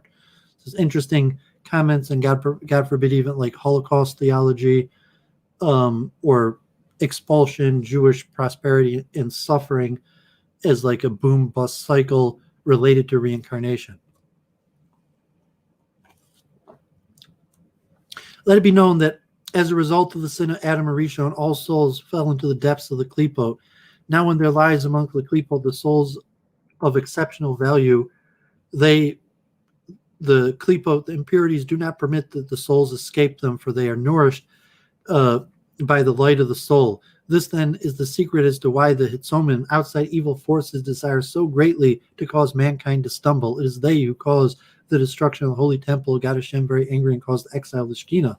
Now the Chitzonim, the outward extremities, are the remnants of the uncleanliness that are left over after holiness has been properly separated. They are called death, yet they wish to live. Yet life is of the Holy Spirit. So all the while that there remains any holiness among them, they live, maintenance, and sustenance. Yet when the holiness departs, they die. Thus they are greatly endeavor to cause people to sin, in the same manner as others pursue their food. For when a person sins, this causes soul to enter into their domain, and they are thus sustained by it. For when a person's soul sins, the Holy One, blessed be He, from His holy place continues to sustain souls fallen against the klipot. It is from this nourishment given to the souls that the klipot take for themselves, so much so that when the sins multiplied, it caused the destruction of the holy temple and exile the Shekhinah amongst the Chitzonim. Now the souls that are amongst the klipot are not able to escape. Therefore the Shekhinah, who is devouring fires, enters into their place as she gathers the scattered sparks lost amongst the klipot. From that time of the destruction of the temple until now, the Shekhinah is performing this task, and she will continue to do so until all have been gathered from every place of the fallen body of Adam, even down to the feet, which is the place of the depths of the klipot. She will take all of the fallen souls even from there. Yet the Shekhinah needs their help in accordance with the secret meaning of the pasuk, give strength to God. According to our actions, she has the ability to bring out the lost souls. If we were all to return to Shem, she would then have the power to release all the entrapped souls in a single moment. However, her sins weaken her ability. When this is rectified, she will then have the ability to go forth from there and allow the klipot to die, because they will have no more sustenance. Yet all the while that the Shekhinah is amongst them, they are receiving their substance.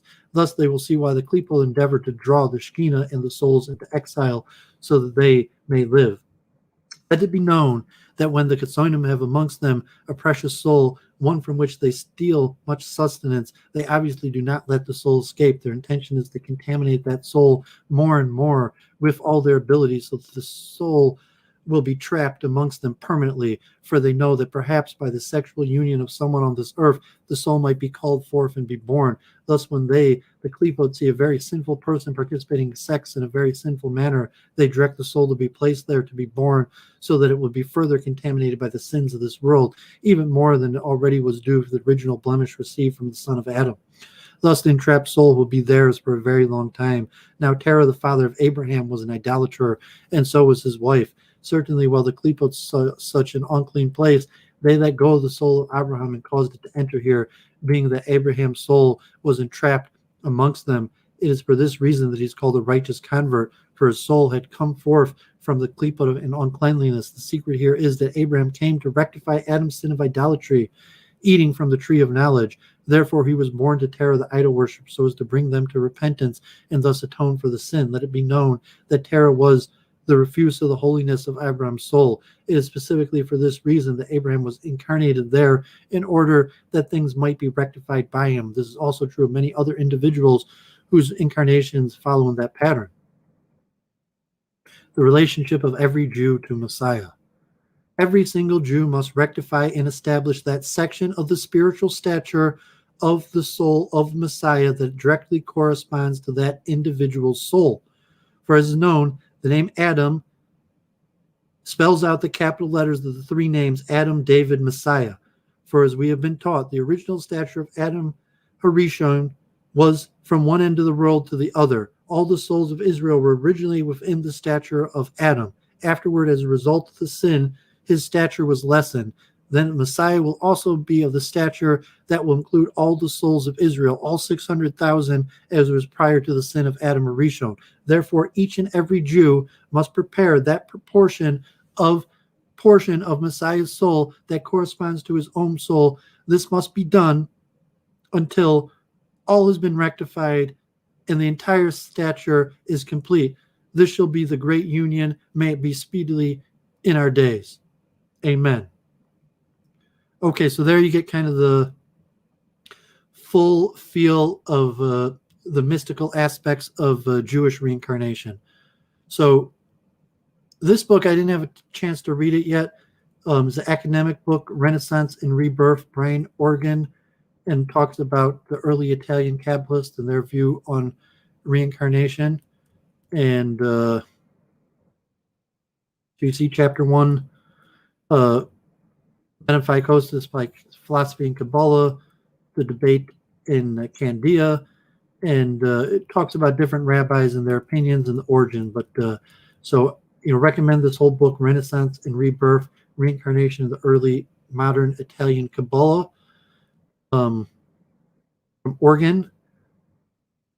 So I just want to read from his section here of the overview of the history. I've read the history of this multiple times, but just one last time. And we send Jennifer the link, although it might take me a good 5-10 minutes. It might take me a good 15-20 minutes to read through it. And I'm not going to check the StreamYards until I finish reading this section. But okay, so let's see.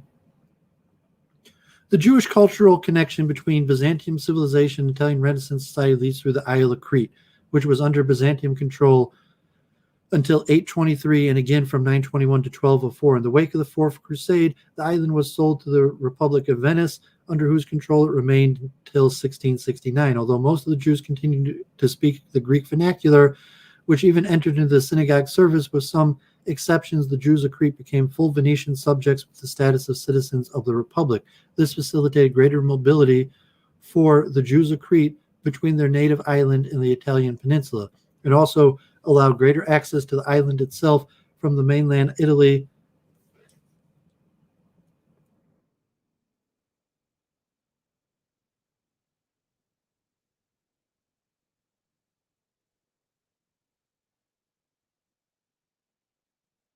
Oh, sorry, I think it was the wrong page.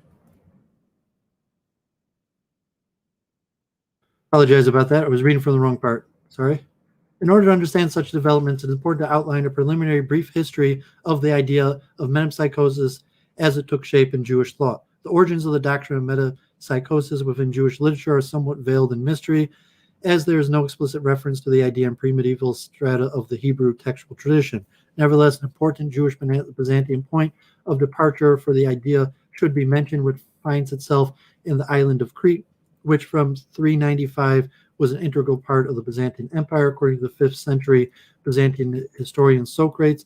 In the year 440, a pseudo-Meshiah in Crete convinced a portion of the Jews of that community that he was a reincarnation of the biblical Moses and that he could lead them dry shod through the sea back to the shores of the land of Israel. His followers jumped from the cliffs, and those who did not drown were rescued by their Christian neighbors. Subsequently, most of the disenchanted survivors converted to Christianity. Whether or not this episode had an effect upon the subsequent theories and debates concerning metempsychosis is nearly impossible to determine. Indeed, none of the later thinkers who treat the subject make mention of this episode, and none seem to be aware of its occurrence. Nevertheless, its transpiration and its rarity as an extreme early mention of reincarnation relationships to Judaism stand as important precedents that deserve mention. This is especially the case due to the fact that 1,026 years later, the Jewish community of the self-same island would act as the seat of the unprecedented intellectual debate concerning metempsychosis that will be discussed in the first few chapters of this book. First Jewish textual reference to the idea of metempsychosis seems to have come about 300 years after the incident in Crete within the framework of Karaite Judaism. It has been duly noted by researchers that the prominent 10th century Karaite authority Jacob L.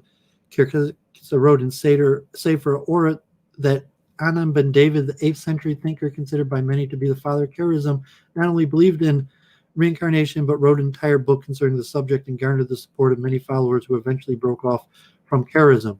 Though Anam ben David's treatise on metempsychosis is no longer extant, it seems to be the first known explicit mention of the doctrine within a specifically Jewish text. For his part, Kirkasani wrote against the doctrine, and his negative assertion seems to be against Anand's positive assessment of the concept, as well as that of Anand's subsequent group of followers. Moreover, Kirkasani's rabbinic contemporary, the 10th century Rav Saadia Gaon, opposed the doctrine in his famed philosophical treatise, Emunah in Deut. There he writes, and now I say that the people from those who are called Jews found themselves believing in transmigration. They called it relocation. And the idea, in their opinion, is that the spirit of Reuben will live in Simon and afterwards in Levi and afterwards in Judah. And some of them, or most of them, maintain that this is the cause of the spirit of man will live in a beast and the spirit of beast will live in a man, and many other illusionary, confused things like these. According to Benzion, Uziel, Saadia Gaon mentions in the above passage of Jews who believe in transmigration is a reference to Nan and his ilk, who are called Jews and who hold on to this Greek opinion. Uziel's assertion as to Saadia Gaon's contention against Nan seems to be correct, since much of Saadia's Emunah Deut is a philosophical affirmation of rabbinic Judaism as opposed to competing Karaite trends. The assertion would also make sense due to the fact that there were no known Jewish references to metempsychosis at the time, other than that of Kirkasani, and if we take him at his word, of Anan ben David. Whatever the case may be, Saadia Gaon's influential book undoubtedly holds the first known explicit mention of metempsychosis, albeit in a negative light within a text of normative rabbinic Jewish tradition. This critique would prove to have an impact upon later Jewish thinkers who debated the idea, including some of those of the Renaissance to be studied here. The rabbinic worldview, as expressed in the Talmud and Midrash, does not develop the concept of metempsychosis at all, and despite Dina Ripman's Elion's recent citation of Yitzchak Ber that our ancient sages knew Orphic and Platonic theories, among them the theory of reincarnation, there seems to be no indication that the Talmudic authorities recognize the idea. Based on Herbert Loeb's rabbinic anthology, both Ripsman, Elion, and Mark Vernon argue for a rabbinic sensibility to metempsychosis, specifically two passages.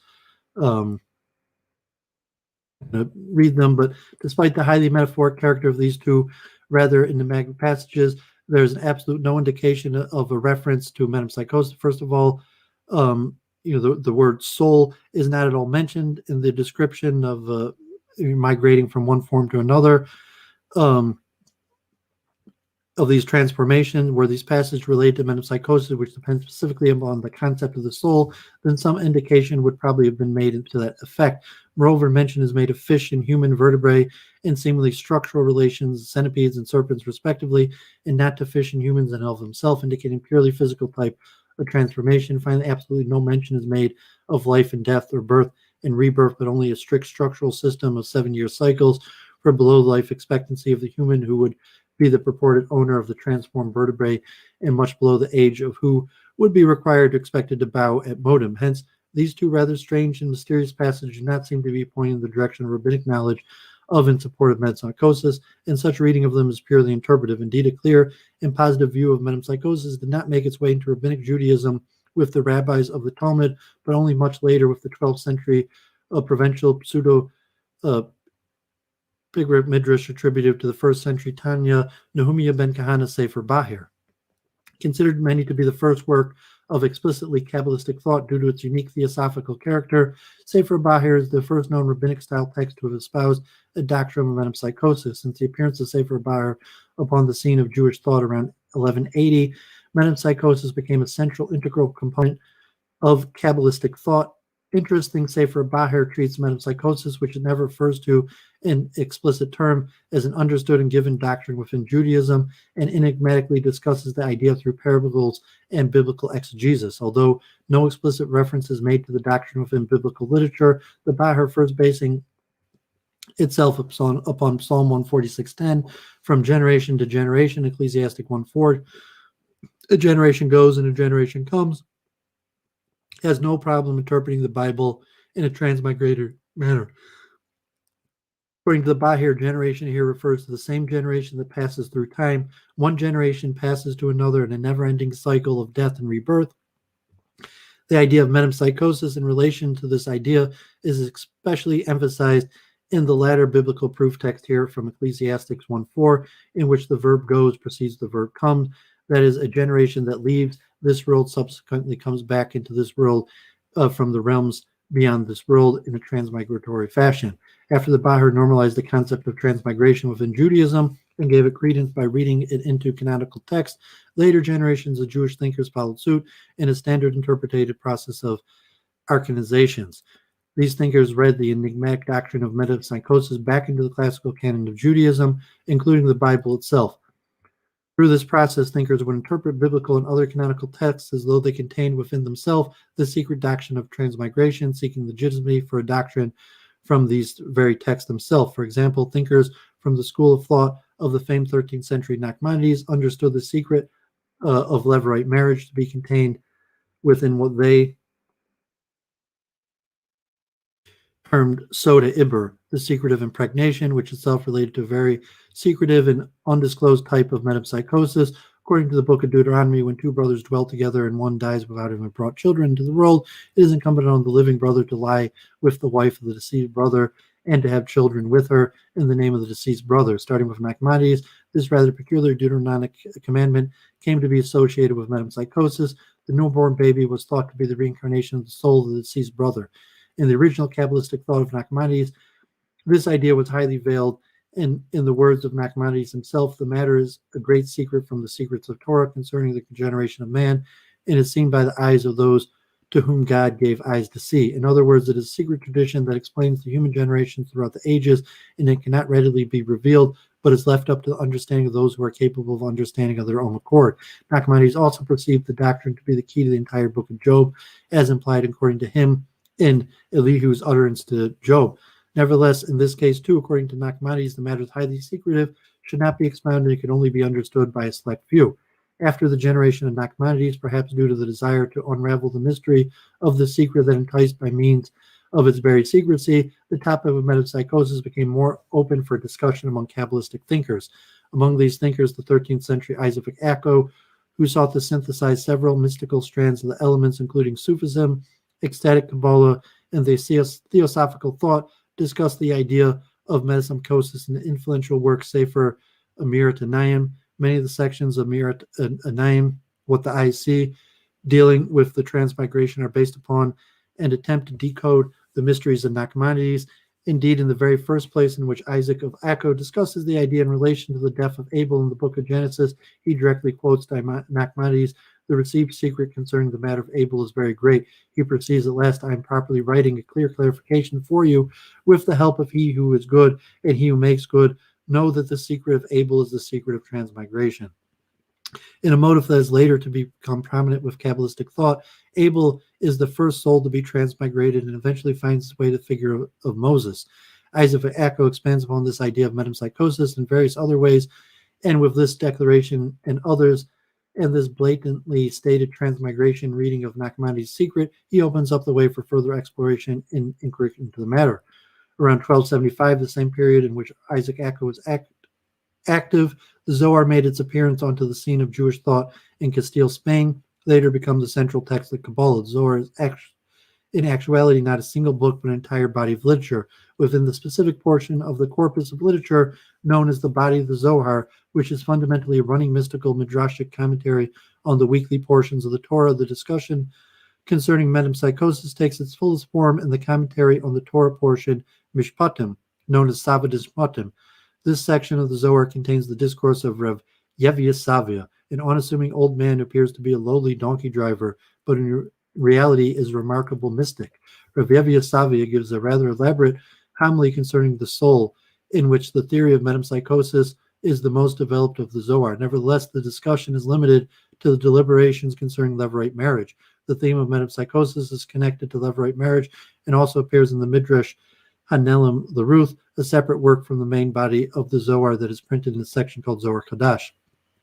This section, which expresses a particularity of metempsychosis for Israel in relation to Levirate marriage, was to have a great impact upon subsequent Jewish thinkers. In addition, the Midrash Hanelim and the Sava de Mishpatim, the Reya Mehemna, and the Tikkun Zohar portions of the Zohar literature expound upon a theory of metempsychosis as a general law for those who have not fulfilled the commandments within their lifetime. These sections of Zohar literature, which may have been written by the same authors and which were probably written after the composition of the main body, expand the idea of metempsychosis beyond the peculiar injunction of Levirate marriage. The 14th century Italian Kabbalist Menachem Recanetti based himself heavily upon Zohar literature and profusely expounded upon the idea of metempsychosis in his own accord. Though the idea is scattered throughout his works, Recanetti's main exposition concerning metempsychosis exists primarily in the Sefer Tamei Mitzvos in relation to the commandment of Levirate marriage, and his commentary on Genesis 38, which contains the complex Levirate story of Judah and Tamar. Hence, for the body of the Zohar and the Midrash and Elm Ruth, the commandment of Levirate marriage acts as a point of departure for an exposition of the idea of transmigration of souls. Within the two places in which Rekanati exposit, he offers a type of summary of the idea as it appears with prior Kabbalistic sources, basing himself mainly on the Bahir and upon the Zohar. In regard to the latter, he bases himself especially, though not exclusively, upon the Midrash and Elm Ruth. Rekanati proved to have had profound effect upon the subsequent course of Italian Kabbalah, which relied heavily upon his theories and his citations of the Zohar. Indeed, his works were the main source of Zoharic literature for those within the Italian milieu. Rekanati also influenced the likes of David ibn Avi Zimra concerning transmigration, a figure who was the purported teacher of Isaac Luria. Without doubt, Rekanati's reach was wide-ranging, both as a transmitter of previous texts and ideas and as an interpreter in his own right. Another 14th century thinker who had a profound effect upon the subsequent course of understanding the doctrine of metempsychosis within Jewish thought was Yosef ben Sholom Ashkenazi, also known as Yosef the Long. Active in Spain though of Ashkenazic heritage, Yosef ben Sholom offered an important commentary in Sefer Yetzirah. The commentary ironically gained widespread reputation and dissemination by mistakenly being attributed and published under the name Rav Avram ben David Poskari, the famed 12th century provincial halakhic authority. Yosef ben Sholom also authored a Kabbalistic commentary, Midrash Bereshis Rabbah, which importantly contains his innovative ideas connected to the transmigration and change.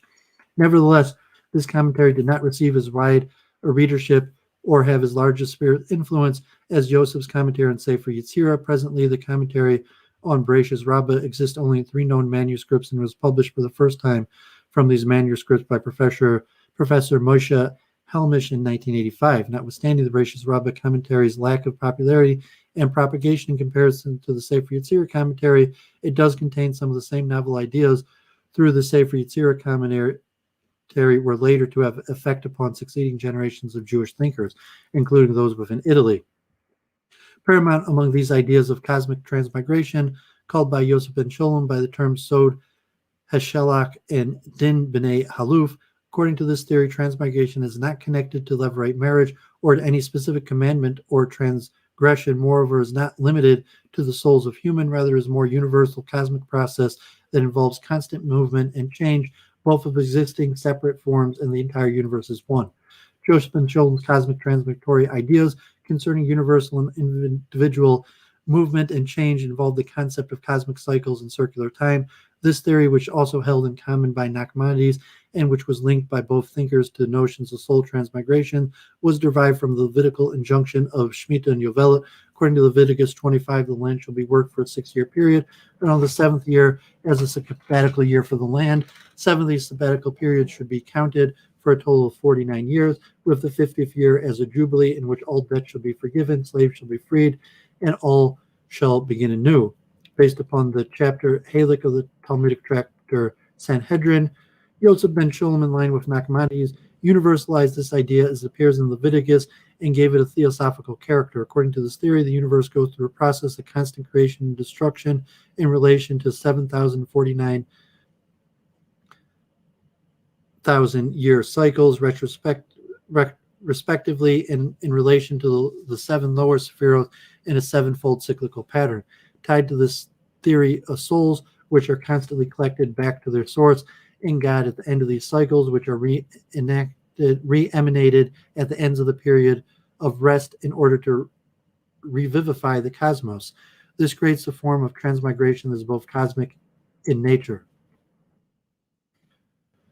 Both Din B'nai Haluf and Yosef ben Sholom's cosmic idea of Shmitot and Yovel, along with his Byzantium contemporary Sefer HaTamuna, which posits the concept of metempsychosis in strong relation to the theory of Shmitot, had a profound effect upon the 15th century Byzantine Kabbalistic texts, Sefer Kana and Sefer HaPeleda. These books, presumably written by the same author, indeed conflate the Italian Kabbalah of Rekanati, the ecstatic Kabbalah of the 13th century Rav Abraham Afulua, Spanish forms of Kabbalah, Ashkenazic forms of Kabbalah, including that of Yosef ben Sholom, and native Byzantium elements, including those from Sefer HaTamuna. Like Yosef ben Sholom, the author of those Byzantium texts holds to a cosmic type of transmigration related to a cyclical movement of ascent and descent from form to form. He takes this idea a step further. Like the Sefer Tamuna, he asserts that we are presently in the Shemitah cycle related to the spirit of Gevura, stern judgment. In his opinion, due to the harsh character of the present Shemitah, new souls do not come into the world, but only old souls transmigrate. He connects this entire cosmic process to the sins and actions of the people of Israel. When the people of Israel are good and upright, then I will bring new seed from the east. He writes in Sefer Pella, and if God forbid the people of Israel evil and soon, I will bring them seed that has already come into the world and will be transmigrated and made dirty. These Byzantine texts signal a new synthetic and cosmic direction for a Jewish understanding of metempsychosis, which were to have an important influence upon subsequent developments, including those within the Italian Renaissance milieu. Okay, so that's the history from this important book. So let's see if Jennifer showed up. So Jennifer's here. So that. Hey, how's it going? I mean, sorry. Hey, nice to be here, and thanks for the stream. Yeah, that concludes my presentation. Let me take it off of screen share. And so I just before I hand it over to Jennifer to hear what she thinks about this, I wanted to give a complete overview of the Jewish conception of reincarnation, specifically the Jewish conception. I wasn't specifically overly concerned with the general theory of reincarnation or the factual science of reincarnation. My goal was to show that reincarnation is fundamentally a huge part of Judaism. It's not, like quite one of the 13 principles of Maimonides, but it's really the fundamental understanding that allows Jewish cosmology to see from the creation of the world till this messianic redemption as a great cosmic battle. And if we're a Jew, that means that we started this process, with Mount Sinai, and that's our origin. And not just like, that's our goal, it's our purpose, or even metaphysically, that literally it's these souls that get reincarnated every generation. And, really the Judeo-Christian, even Islamic concept of the original sin, the sin of Adam, causing souls to split and need rectification, and the shattering of vessels, and said the concept of the Messiah containing the souls of all people. They said that every given person, if they took birth, has a rectification to do. That's the reason why we took birth. But like these larger souls, like Messiah's soul contains the souls of all people. So Messiah has to rectify the whole world, but within the rectification of the whole world and the soul of Messiah includes all of the individual rectifications of the current souls in the world. And it could get much more complicated. That was almost 3 hours of me presenting this material. So, we got Jennifer, my friend, streaming partner, and fellow scientist researching the scientist reincarnation. And from my knowledge, probably the biggest expert in reincarnation I know. Like John David Ebert, who came on my channel, had his own theories of reincarnation that aren't really based on scripture, but also had a belief in reincarnation that we've discussed. So what do you think, Jennifer? I think it's awesome. And I think it's really important that you go down this road, because studying history it just makes studying science so much more rich. Like, I am now totally interested in doing a full review of the entire history, just to try to see how the metaphysical aesthetic evolved over time, because it's just so interesting, everything you could see and learn. And I don't know, I'm just super happy that you're going in this direction, because I think, based on some of the comments in the audience, there's a little bit of resistance, but people are curious. And it's a great opportunity to not just be introduced to the idea of reincarnation, but all sorts of other ideas that, cognitive dissonance, right? Because, when we start talking about reincarnation, I'm probably going to immediately get some cognitive dissonance. So it all sort of ties together. And I see this as really tying history into that. And that's something I think, like, I can't do that all on my own because I just don't have the energy. Like, I'm mostly focusing on the pure science of it. So to see this additional richness of historical context is very valuable, both to myself and hopefully to some members of the audience. Yeah, and people are familiar with Ask the Rabbis. Obviously, Ask the Rabbi number 12. So from a scholarly view, usually we look at ideas entering Judaism, either being created or came up with or permeating from other cultures.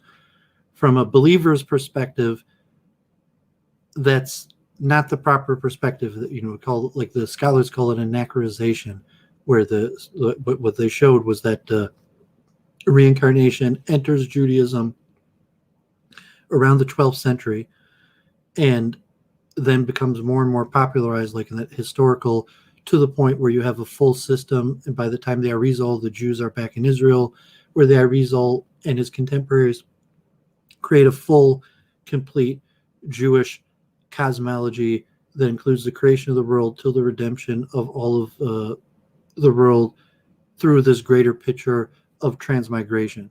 So from a believer's perspective in Judaism, he's like, no, that's how God revealed the world. And like that article I read towards the end, God decreed that wisdom was going to be hidden from humanity. Even Rav Sadigon, who publicly denounced reincarnation, he's saying like Sadigon really knew reincarnation was the truth.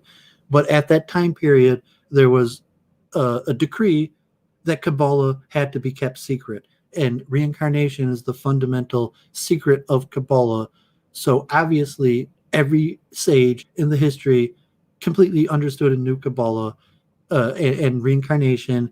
And for whatever reason, due to the decree, just didn't tell people about it. Or you have the other view that you had great sages that knew aspects of Judaism, but maybe didn't know about the Kabbalah. But I mean, as a believer, like the Chabad movement, you're saying, why are we doing what we're doing? Why are we making all these rabbis, send them all over the world?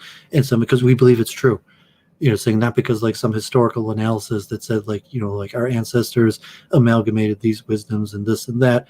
It was like, no, this is factually the way God runs the world. This is the system, and historical analysis will hinder you from understanding it. So like me doing historical analysis is not, I didn't do historical analysis first. I went to the sages and studied from them, and I took on face value that the sages were right, and that the sages, somewhat had this received wisdom that was unquestionable. And it's probably, from a student's perspective, you're not going to understand reincarnation from studying it from academic point of view, because if it's a hypothetical thing that's not true, you're just going to have a hard time understanding it.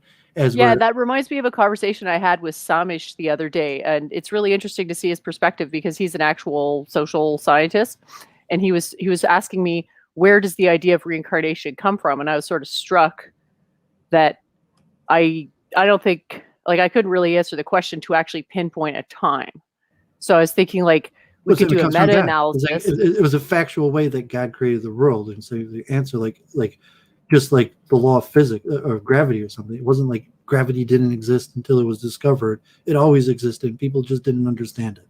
Yeah, exactly. So I was thinking like, well, how could I start to answer that question? So then I was thinking a historical review and try to tease out what ideas were sort of either dominant or ascending or descending at different times, and to try to see the parallels, because you're dealing with a timeline that's fairly long. And I think it would be just fascinating to see it in a diagram format, to see like, do you know what I mean? How the beliefs have evolved over time. Because there's like the reincarnation belief, and then there's there's all sorts of different beliefs. Like, for example, the usage of the... I disagree with your language. Okay, what's the... I don't think it evolved. I mean, in Judaism, it evolved. So according to the scholars, the ancient Greeks probably had the most complete workable understanding of reincarnation in the West, possibly even more significant from the Vedas, including, I don't want to argue Aryan invasion theory, but that people would even claim that the Vedic conception of reincarnation came from Greece. And I don't want to argue that argument, but say that I understand. It didn't It's also evolve, an idea, just right? seeped into Judaism. So the system of the Kabbalah, of the AriZal, and the perfection over a period of time, so historically it's likely that the Pythagoreans knew all this stuff and had almost a complete system very similar to the AriZal, except it wasn't Judaic in origin. It was the Platonic conception. And so the Jewish conception doesn't really evolve in that sense. It basically just takes upon more and more of the Greek until they've completely amalgamated the Greek system to a Hebraic cosmology. And so I'm not just you're saying it's more of a synthesis than an evolution. Well, I'm saying from a scholarly point of view, I'm saying one thing, like I believe in reincarnation, and that so people of all periods of existence, either through received wisdom or just pure thought and logic, had an understanding of reincarnation, but also saying that the record has been lost. There's another thing, you had like the Orphic gold and various things, but it's believed that the Pythagoreans had a system of reincarnation that was worked out probably about equal to the AriZal's Kabbalah, that it was extremely intense, intrinsic, complete, logical, whole worldview cosmology system that the ancient Greeks had. And so that's just the point is made. Like, it didn't evolve. Like, it wasn't like the ancient Greeks had like a minor concept of reincarnation, and then it slowly evolved till like the time of the Cathars. I mean, it's saying that the ancient Greeks had this completely worked out, complex, awesome scientific model of reincarnation, and then it gets lost and destroyed. The time of Christianity, where reincarnation even gets forbidden, and then it slowly seeks its way back in through Judaism. And by the time of about the AriZal's Kabbalah, at that point, the Judeo-Kabbalistic system has basically fully revived the ancient Greek Kabbalistic, the ancient Greek transmigration system. So that so even the Jewish scholars tend to think is the best perception that this really is what I just said from the Jewish understanding about what's happening. Besides, like the soul of Messiah and the biblical, it's just interpreted. They just took the Greek transmigration system that was worked for their idol worship and switched it to the Bible. And even from a conspiratorial view of these names of these great rabbis, is saying like it wasn't received wisdom. These dudes just read Greek books and translated them into Hebrew. But that's heretical from a Jewish point of view. It was received wisdom. And if you did take this like the Pythagoreans, you would say that there would be some sort of migration where, for whatever reason, the secret was known to Moses and then was lost to the Jews and preserved to the Pythagoreans. So, I mean, really, that's why I came up with the multiple truth hypothesis. Honestly, reincarnation in these subjects is probably the main reason why I came up with the multiple truth hypothesis. Like this, concept of anachronization from a scholarly point of view to the Judeo point of view is like, oh, of course the prophets knew this, and they just never told anybody till later generations when it was like allowed to be revealed. Here's another one that I just thought of. I am now curious to find out what the origin of the idea of individualism is. When did that idea come about? Because I'm trying to think, like, historically speaking, to try to get into these people's head and like, how do they see the world? It might not even be possible if all the metaphysical constructs that they embraced are different from ours. So I'm thinking, if we could isolate where the idea of individualism arose, it'll help us understand that prior to that, the concept simply wasn't thought about. It was basically like it didn't exist. So I think if we can pinpoint that, it might shed a little more light onto what people were saying back in the day. Well, the Hebraic Kabbalistic system almost neglects and rejects individualism. That the Kabbalah and transmigration is coming to say individualism doesn't really exist. And that's the concept that all souls originate from Adam the role of King David, and then Messiah, where all souls will be reunited to the same source. So, what I said, like the concept of the collective soul of all of Israel versus the specific souls, and in essence, all of the souls. If you looked at like the whole soul of Israel, of all the Jews in the world, and say that collectively all of Israel has one soul, and that soul is individuated into people for specific purposes. But even in that, it's like the total body. So it's not.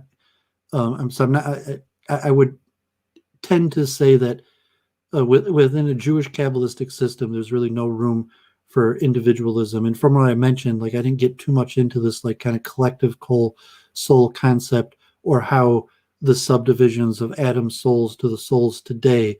But from like where the papers I read that talked about reincarnation, transmigration is essentially coming to answer theological problems, that none of these papers really mentioned it, but the essential problem that it's coming to explain is monotheism and the oneness of God.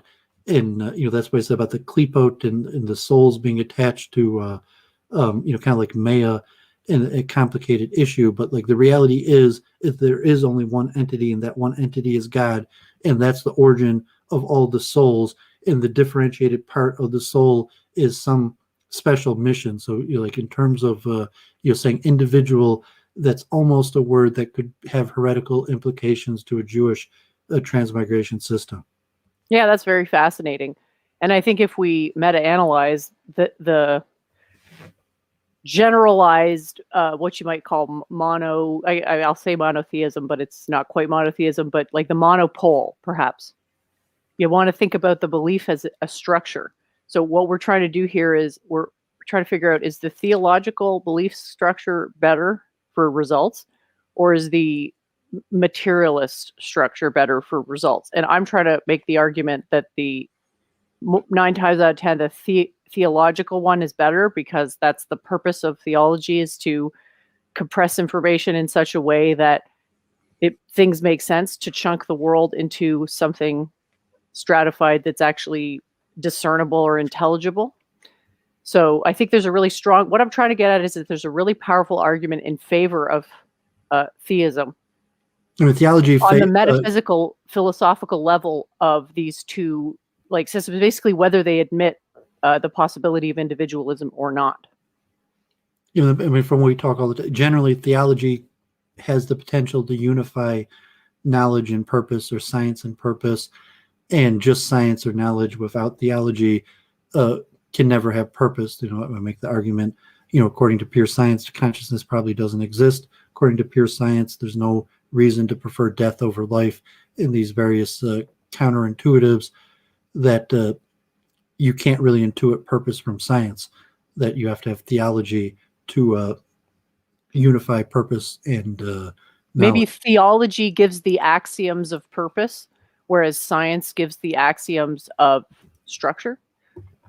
Because I'm always trying to tie it back to the axioms, because I really want to give people who are struck with the virus of atheism a reason to sort of drop that egotism and realize that these beliefs are therapeutic to some extent in a good way. And so maybe take that on board. Like to me, reincarnation permeates all beliefs and action, including like atheism. You think like choosing a side, choosing a greater purpose. From the initiation level, you're saying that all of us are part of this cosmic battle, this cosmic goal to Tikkun Olam, to repair the world, that everybody has a function and a Tikkun that they may or may not be aware of, that they may or may fail or succeed. And in order for the world to be perfected, every given person has to fulfill their Tikkun. And which is basically the idea of doing your dharma. Or there's a parallel. I think there's a parallel to that in Hinduism, where it's the point of life is to do your dharma. You call dharma like Tikkun, and you could have a basic understanding of Dharma that doesn't include reincarnation, just kind of like ethics and heuristics for how to live a proper life. But the essential Dharma means like your Dharma, your duty isn't, just like the law and morals and upright. You have a specific Dharma related to the individual, unique reason why your given soul entered your body. And so there's, Dharma for everybody, Dharmas that, younger brothers have to older brothers, brothers to sisters, wives to husbands, citizens to society. And then there's specifically, maybe you don't know, but, the sages are telling you that your soul entered your body for a specific reason. And that's the main reason you're here, to fulfill that task. And not only that, in terms of your life, your soul, and your task, that soul that's in your body right now that has a specific task to fulfill has been here before. And that task that we're fulfilling in this lifetime is part of a larger task that our soul has been working on over all of its past incarnations and will continue to work on in its future incarnations. And that is part of, the Judeo concept, the greater soul of Messiah, that my individual purpose and role in the epic battle from the creation of the world till today, till the redemption, where my soul comes back again and again in the cycle of Gilgal, is part of a collective process also, where all of the souls together are working towards the same goals, even if it's beyond the ability for us to see that. And to me, that's an absolutely beautiful and comforting metaphysical aesthetic. Because you could continue to ponder, what is truly my quote unquote mission, or what is truly my destiny, or whatever, because it is always another step to take in the path of self-realization. So what I'm hoping people will acknowledge is that the metaphysical structure, the ideology that you embrace, determines the structure of your final thoughts. So why not learn from ancestors and see what they thought, because they built a great civilization. So that's probably a consequence of how they were thinking. And maybe we're not thinking so well because we've sort of been, I think, in a lot of ways afflicted with atheism and materialism that distracts from the going inward and discovering the nature of the soul. So yeah, thanks again, David. I think it's great that we're going down this path, because there's a lot of richness here, because we have all these historical records, but I don't know that this particular frame or analysis, or whatever you want to call it, has been taken to this point. So we may be able to provide additional insights, which would be really exciting. Because when you can feel like you're part of history, it's a lot more engaging, rather than just a bunch of disparate things. It's like, I can't relate to these people at all. What the heck were they thinking? It's like, well, you can't take all these modern ideas for granted, because they arose at some point in history. A lot of them are like reincarnation, I would say, are used prehistorical, but some beliefs are historical. Like they didn't exist, and then they became popular, and then there's all these trends of ideas. So that will get people into the mindset of thinking about consciousness, of like, well, what were these people? Can I get an idea of how these people were experiencing things? Anyway, sorry for the rant. At the beginning, I read that book on reincarnation that had the chief rabbi of Jerusalem wrote in the introduction. He said that historically reincarnation was kept secret from people and only led to confusion, that only the sages didn't really explain it to people because it would have been problematic. But in this day and age, where reincarnation is well known and everybody's espousing their own theories and thoughts about it, that he's trying to put forward the accurate understanding of reincarnation, where the rabbi 1,000 years ago, who had an accurate understanding of reincarnation, wouldn't have even mentioned it, would have preferred to keep it secret. But at this point, because reincarnation is so widely known of, and people have so many misconceptions of it, that it's an obligation of the righteous to put forward the correct understanding of reincarnation. I don't know if you saw that thing that I read from the chief rabbi of Jerusalem in one of these translations to English. Oh yeah, I thought they were all very. They really piqued my curiosity, because I'm contemplating this stuff all the time and try to present it in a way that increases people's understanding. So, we can thread this into the geography as well, just from what you're saying, because like Babylon and Rome would have been like sort of at that time the major cities, and so you have multiple currents of culture coming into them, and so we're like, now we're looking back and saying, well, these beliefs, why did they come about? Maybe it had something to do with the geography. Like they had to simplify it down because you had so many currents coming in, they couldn't necessarily understand each other. It was like a Tower of Babel type thing. Like, okay, well, I have my religious beliefs and I have mine, but we can't connect because our axioms are different, or we're coming from different places, blah, blah, blah. So over time, practically, there would have had to be some unification of beliefs to keep the city together, which it makes perfect sense to just say, well, put the reincarnation aside, right? It's too complicated because your metaphysical axioms don't match up. You can't get to an obvious conclusion. Well, we're just going to put it to the side and focus on what we can actually be sure about.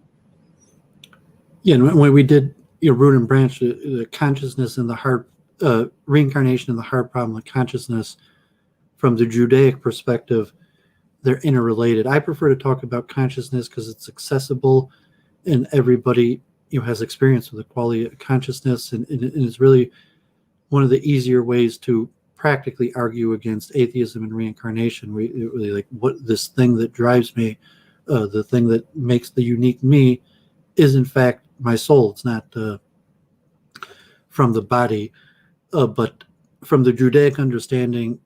It's seen today that consciousness and reincarnation are intricately connected. But like generally, I'm probably going to focus more on consciousness than reincarnation. And even the sages generally say reincarnation, there were some mystical things about supposed sages or people that the mystics that were revealed the wisdom of the origins and destinations of souls.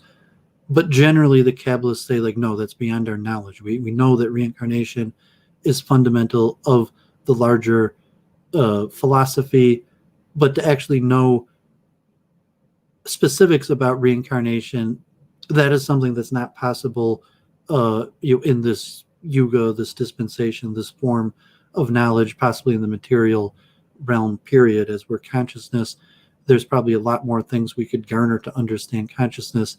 Well, our material mastery, brought about through hundreds of years of material science, allows for me to present a material explanation of reincarnation, but it is not going to be a transcendental explanation of all things karmatic. It's just going to be, there's your geometry, there's your mechanism. That's basically what happens. But the whys and the metaphysical, moral quandaries, it's not equipped, like you said, science is not equipped to answer those questions. And even the hard problem of consciousness, science isn't really equipped, but it's more equipped because there's qualios to consciousness, and it's, maybe you could try to have a comparison, but there's not really qualios to reincarnation. You could see possibly effects and say this is likely caused by reincarnation, but to actually delve much more into it is really, it's just speculation, and the Kabbalists say it's speculation. Although, in a certain realm, there's also a belief in divine insight, that there is a God who reveals this information to certain peoples each generation. It's important that it's known, and God makes sure that it's known at least to a select group of sages. And even, the AriZal and his companions wrote books about, meditation and, how to be from these select people that have revealed God's wisdom. But at the same time, you're saying that we're trying to be mainstream and, not claiming to have, but from the believer's perspective, there's a certain point, like, yeah, you should believe the sages know the origins and destinations of souls. So like specifically, but at a certain point, like, what does it mean to really believe in the sages? What does it really mean to have knowledge? And so even from the Hasidic Kabbalistic perspective, it's like, yeah, you're a real sage. You have to know the origin and destination of souls. Well, never hurts to hold oneself to a high standard, does it?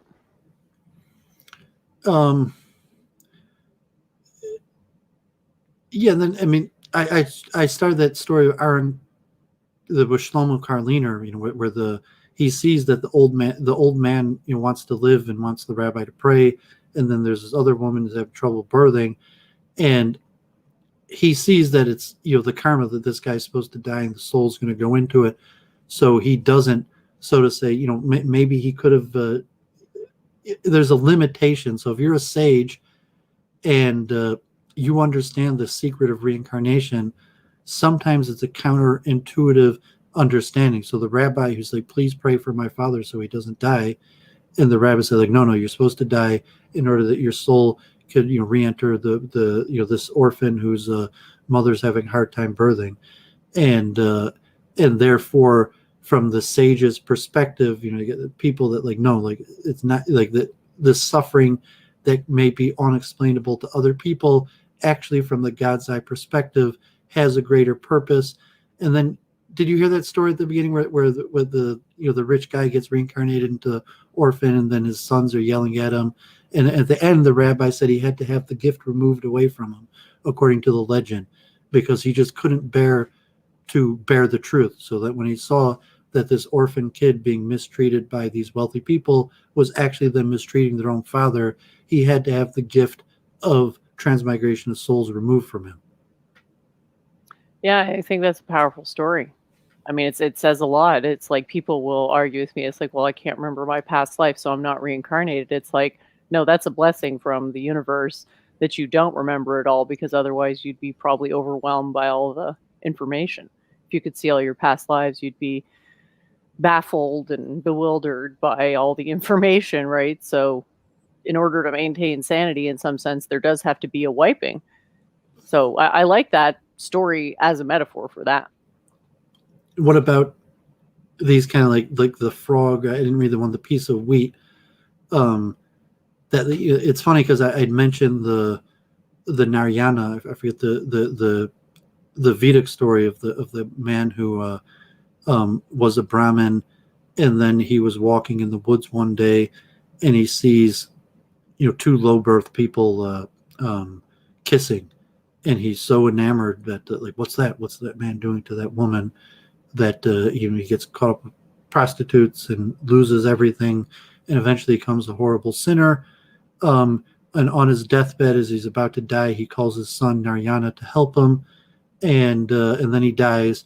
And the Bhagavatam says that that he is saved from his bodily karma because he called on the name of Narayana. So I've mentioned that story before. We talked about it on Week in Review, to this Kabbalistic conception where this guy who had been a pretty righteous guy, and he fails in one aspect. So in one of the stories, the guy goes down, like in the Vedic story, to becoming this horrible sinner, to where he's got to have severe punishment, to being reincarnated as a frog. Or there's another story like where the guy gets reincarnated as a piece of wheat. It's saying that there's really only one thing that could revive him out of his soul being trapped in this piece of wheat, and essentially that's for a Jew to make a blessing on him, like to be eaten. Like, this guy's a piece of wheat, and the only way that he'll be rectified is if a Jew eats him, but first says the special mantra. And so in these stories, the guy is reincarnated, and his son comes in front of him, and his son, drinks the water and has the chance to free his father's soul from the frog. But because, he wasn't a very good person and didn't raise his son to be a God-fearing person, his son doesn't say the mantra, and he has to keep on being reincarnated. There's a whole bunch of stories like that.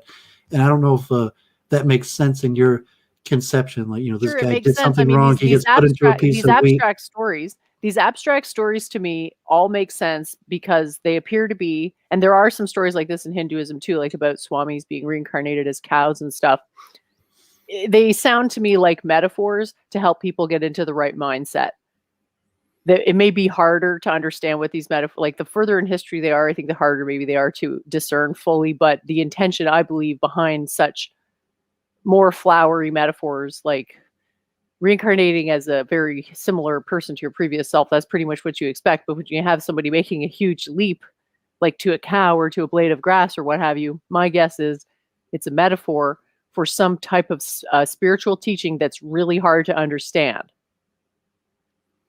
Well, you could look at it as, if the Judeo concept, the soul basically has nothing to do till Messiah and the resurrection of the dead. So once the soul's fulfilled its purpose, it can go into the spiritual realm and just wait till the final redemption, or sometimes could be reincarnated for the sake of helping others. And it's only souls that are problematic that have to keep on coming back. But you say, like, to sustain the material realm. So that's actually kind of like being reincarnated and having your ashes spread, that like the return to nature.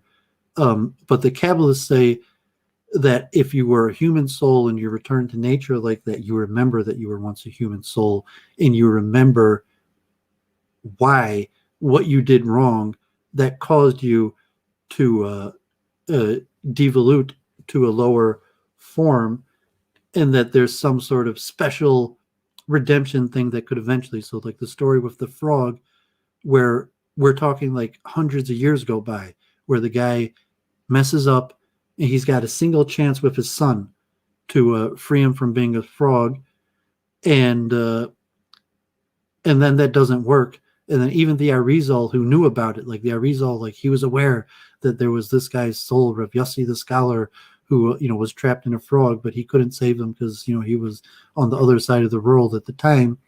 And then the story like the Baal Shem Tov and the underground tunnel to Jerusalem, and scared to go through because only the dead could take, and he still has left to do. And then he has this, my goal was to free the soul of this sage that was trapped in a frog. So the AriZal has all these kind of stories. Even sages in contemporary Brooklyn and Israel, you could have that. And even from a greater understanding, like, okay, like it's snowing outside and there's all these things happening, it's saying like, like Adam Green's constantly making fun of, but the Talmud says it, like, if you could see clearly, there's all these spirits and souls all over the place. And it's so like, yeah, the spirits and souls of the previous generations, righteous and wicked, are everywhere. And it's God's mercy that we don't see them, because it'd be much more difficult to live if we could actually see this stuff. But factually, they're there. And factually, that's even more significant than the material realm. Well, just to tie back what you were saying about being dead and the nature of consciousness, I've heard before the tale told that when your body dies, you can see all your past lives. So that to me sounds like yet another metaphor to get people to understand that the way you experience consciousness when you're alive is extremely different, because it's being compressed through your body versus when you're not alive. And it's almost virtually impossible to relate to what it's like to be conscious when you're not alive, because all your memories and your consciousness now are body relative. So yeah, it's going to be a challenge, whoever undertakes the quest. But I think just taking one step in the direction of deeper knowledge is better than fretting the ordeal because it's too complicated. But I mean, we could definitely acknowledge what these people said, and the truth of it is, yeah, it's overwhelming.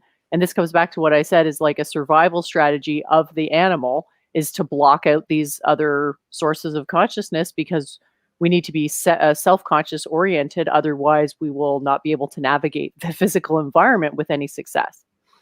Like, imagine if you walked past a tree and all of a sudden you could see everything the tree could sense. That would be pretty disorienting, right? Obviously can't survive like that. Well, even if you could see the sins of the souls, or you read the souls of all of history for all of what you see, it'd be overload, and kind of like a needs to know basis that. That's so funny, because that is really what it is, because it's like these people who have no initiation to anything. It's actually irresponsible for us to drag them into this incredibly complex system, because their souls aren't mature enough to handle the dissonance associated with these truths. And so it's actually like a kindness to have a degree of secrecy. The idea is when teachings can hurt a person, when the probability of a person getting hurt or hurting others is higher than the probability of the person helping themselves or others, probably better to keep a lid on it, and to give those teachings to people, only those people that you can really vet them as not being dangerous. So I'm definitely pro secrecy when it can be justified, and pro everybody who undertakes these types of practices being extremely careful about it and always coming back to refocusing and purifying their intention. Yeah, but generally the ahimsa principle in Judaism, like truth, or when that you could somewhat bend the truth in order to limit suffering. So even the concept that the Kabbalists always knew about reincarnation, never talked about it because it was a degree to keep it hidden, and it wouldn't have helped the average person. It would have even increased their suffering, not decreased it, to be aware of this wisdom. And you have, the multiple truth hypothesis. One of the cornerstones is dissonance theory and the relationship to energy minimization, entropy conservation, that say the essentially AriZal's Kabalah of Tzimtzum. I didn't even mention Tzimtzum really today, but the contractions, that God's overwhelming light would blind us and has to be contracted, and that includes the wisdom of how the world operates. So the reincarnation is something that is overwhelming to humans, and even say the sages, that there's nothing natural that a sage could do to make them properly understand reincarnation. That's one of the things that, if it's possible that a person understands the origins and destinations of souls, is because that's been a divine gift that God has chosen to use that person to bear these teachings to the larger world, not necessarily something that even through austerities or that person really deserved to achieve on their own, although most likely it was through austerities. You've seen the wisdom. I think it's both. I think it's a combination of the austerities, of the self-preparation, and of the holy benediction or revelation, or however you want to call it. I think those two things work together. Yeah, but I mean, it's not like formulaic where the austerities produce the result. It's still required a divine compassion, and the giving, the bestowing of knowledge is the austerities that a human is capable of doing do not, in fact, warrant the divine revelation of knowledge, but they're a necessary, will reveal the knowledge anyways. They're a necessary, not a sufficient condition. That's how I would describe that. And I mean, I can totally understand the person who's coming to get help because they're suffering in the moment and their life is terrible and they want to get their life back on track and everything's falling apart. And you're just like, well, accept reincarnation. It's like, I can't think about that right now. I got to fix what's right in front of me. My life is falling apart. It's hard to take that extra step, that counterintuitive step, to say, my life is going to shit because I'm not thinking properly. And if I start thinking about these ideas, yeah, it seems far away now, but actually, if I think about the past, I'm going to expand my mind. This is what we're talking about. We're talking about mind control techniques, your own mind, so that you're thinking better. And that's why it's so important to entertain the ideas, even if you don't accept them, because that's what's going to be the muscle. That's like flexing the muscle of your mind. It's not a muscle, obviously, but it's still subject to the same rules of conditioning that muscles are, i.e. practicing them makes them super strong, guys. Yeah, and if you like Maimonides' 13 principles, multiple of the principles are based on reincarnation. Like you said, rewarding the righteous, punishing the wicked, Messiah coming, resurrection of the dead, even some of the other principles from a deeper theological basis.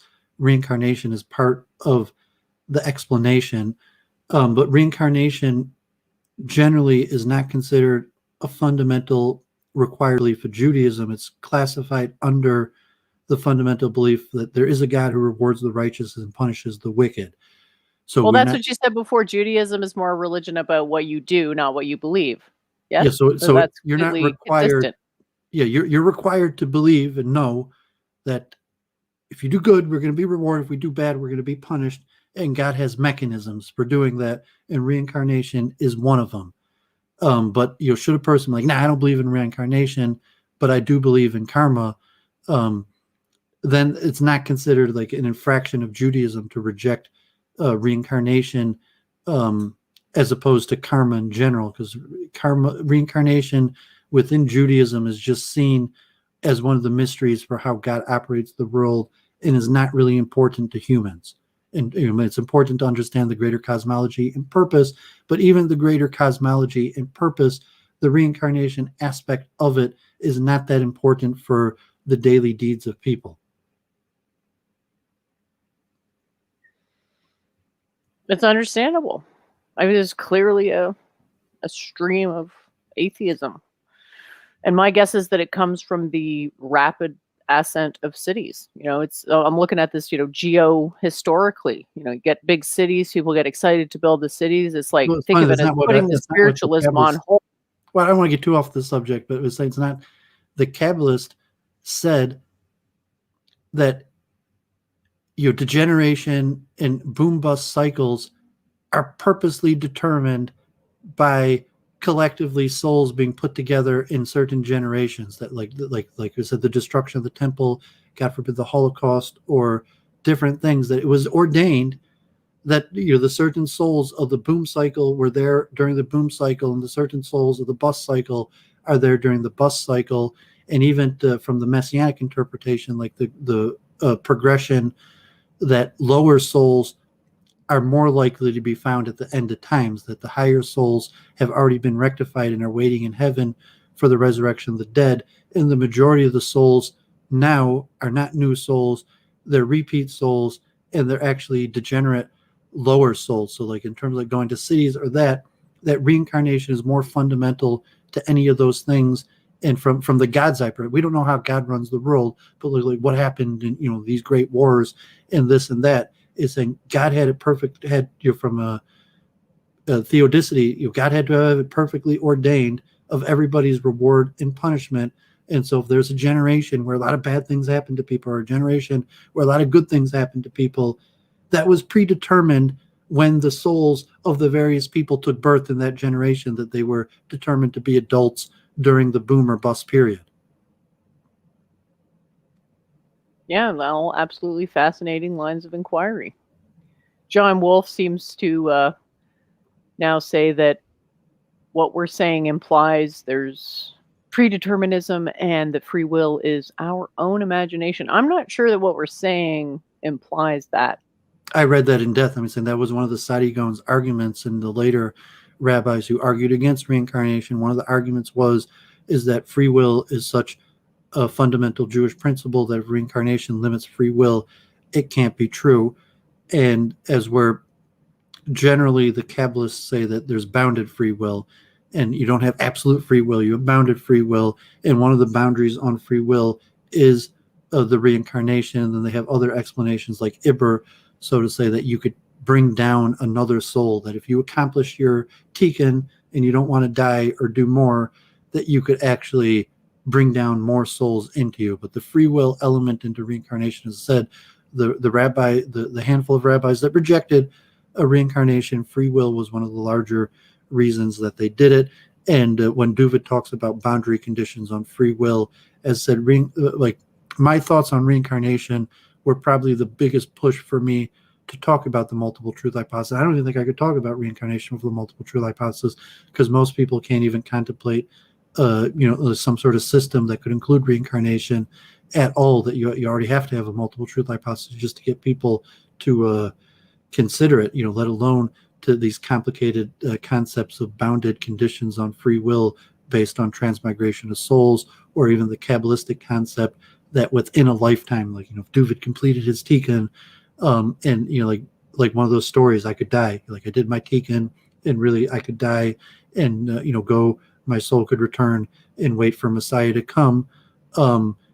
But I have chosen to remain in my body either to limit the suffering of other people, to help other people, or because I have conjured up another soul to come down into me. Or maybe because this is who you are, and it was always meant to be this way. I'm giving the Jewish concept. So you give a hypothetical reincarnation of what's possible is scientific, but it's saying the Judeo concept, it's only possible if one of the sages say it. It's not possible because it's possible. Okay, so you're saying that because the sages said it. You're saying there are two schools. There's reincarnation's impossible because it goes against free will, and free will is bounded by reincarnation. Well, I'm saying that from the papers, generally reincarnation is almost universally accepted today by Jews. Okay. Historically, there's a handful of rabbis. The Judas Maccabee, actually, I was arguing with him. He says he rejects reincarnation in the teachings of the AriZal. So there are still religious Jews who reject, but generally reincarnation is became almost universally accepted. There's historical note like Sadi Gaon, who, I've told stories on Week in Review like 1,000 years ago, argued against it. And from, what I read the literature, the guy said 100% Sadi Gaon believed in reincarnation, even though he writes against it. So from a modern day Jewish perspective, like, you're a heretic if you think Sadi Gaon opposed reincarnation, even though he blatantly opposed reincarnation. But, so historically, just the argument that he gave and against reincarnation, even though he really believed in it, was a question about free will. Yeah, there's someone in the audience who's saying some interesting things. But you I don't know only if I've like seen them too a much. pill pull type thing. It makes it too complicated to say it from that perspective. So like the believing perspective is like Sadi Gaon argued against reincarnation because it was the dispensation at the time that it was forbidden to tell people that we believe in reincarnation. So Sadi Gaon knew about reincarnation, believed in it, but he argued against it anyways because there was dispensation they wasn't allowed to tell people. And so free will was just one of the arguments that he gave and whatever lessons we could learn from it. For like a pill pull Judeo system that that said the sages could never be wrong. Basically, like if you're an internal Jewish believer who follows the sages, you never get to argue with the sages. Never. It just doesn't happen. There's never a time that's going to come where you get to disagree with the sages. That's part of you're working from within the system. And then more complicated was the bounded free will, and there's multiple things that bound free will. The Kabbalistic conception, reincarnation is one of them. But I just got to clarify, I'm doing Ask the Rabbi. Like, you don't get to argue with the sages. And even if you say Sadi Gaon argued, the point I read that article, the people that Sadi Gaon made these arguments against reincarnation, that generally the modern day sages believe that Sadi Gaon actually believed in reincarnation, even though he argued against it. So you're basically shedding light into the mind state of the sages. It's kind of like short selling or something like that. Like, the anachronization of Jewish belief is very complicated for people, Orthodox Jews, rabbis, scholars, to understand. So when you mention something like the evolution and progression of ideas, that's heretical. So we might talk in those terms. I didn't mean in Judaism. I meant in society, the greater society, and of various sects of Judaism being formative of the larger secular society, if we can call it that. Yeah, I'm just making. You can't really say that Sadi Gaon was wrong. So if you say that reincarnation is in fact true, that means that you have to say Sadi Gaon purposely said that, even though he agreed with you. I get your logic. I can follow your logic. It's not my logic. I'm saying that's. It is logic, David. You just explained to me the logic of why you can't disagree with the sages, and I acknowledge that I understand. I'm saying like you wouldn't. That's like entry requirement for any yeshiva. Like, if you don't actually believe that, you don't belong in rabbinic school. Okay, well, it's very good to point that out. Thank you.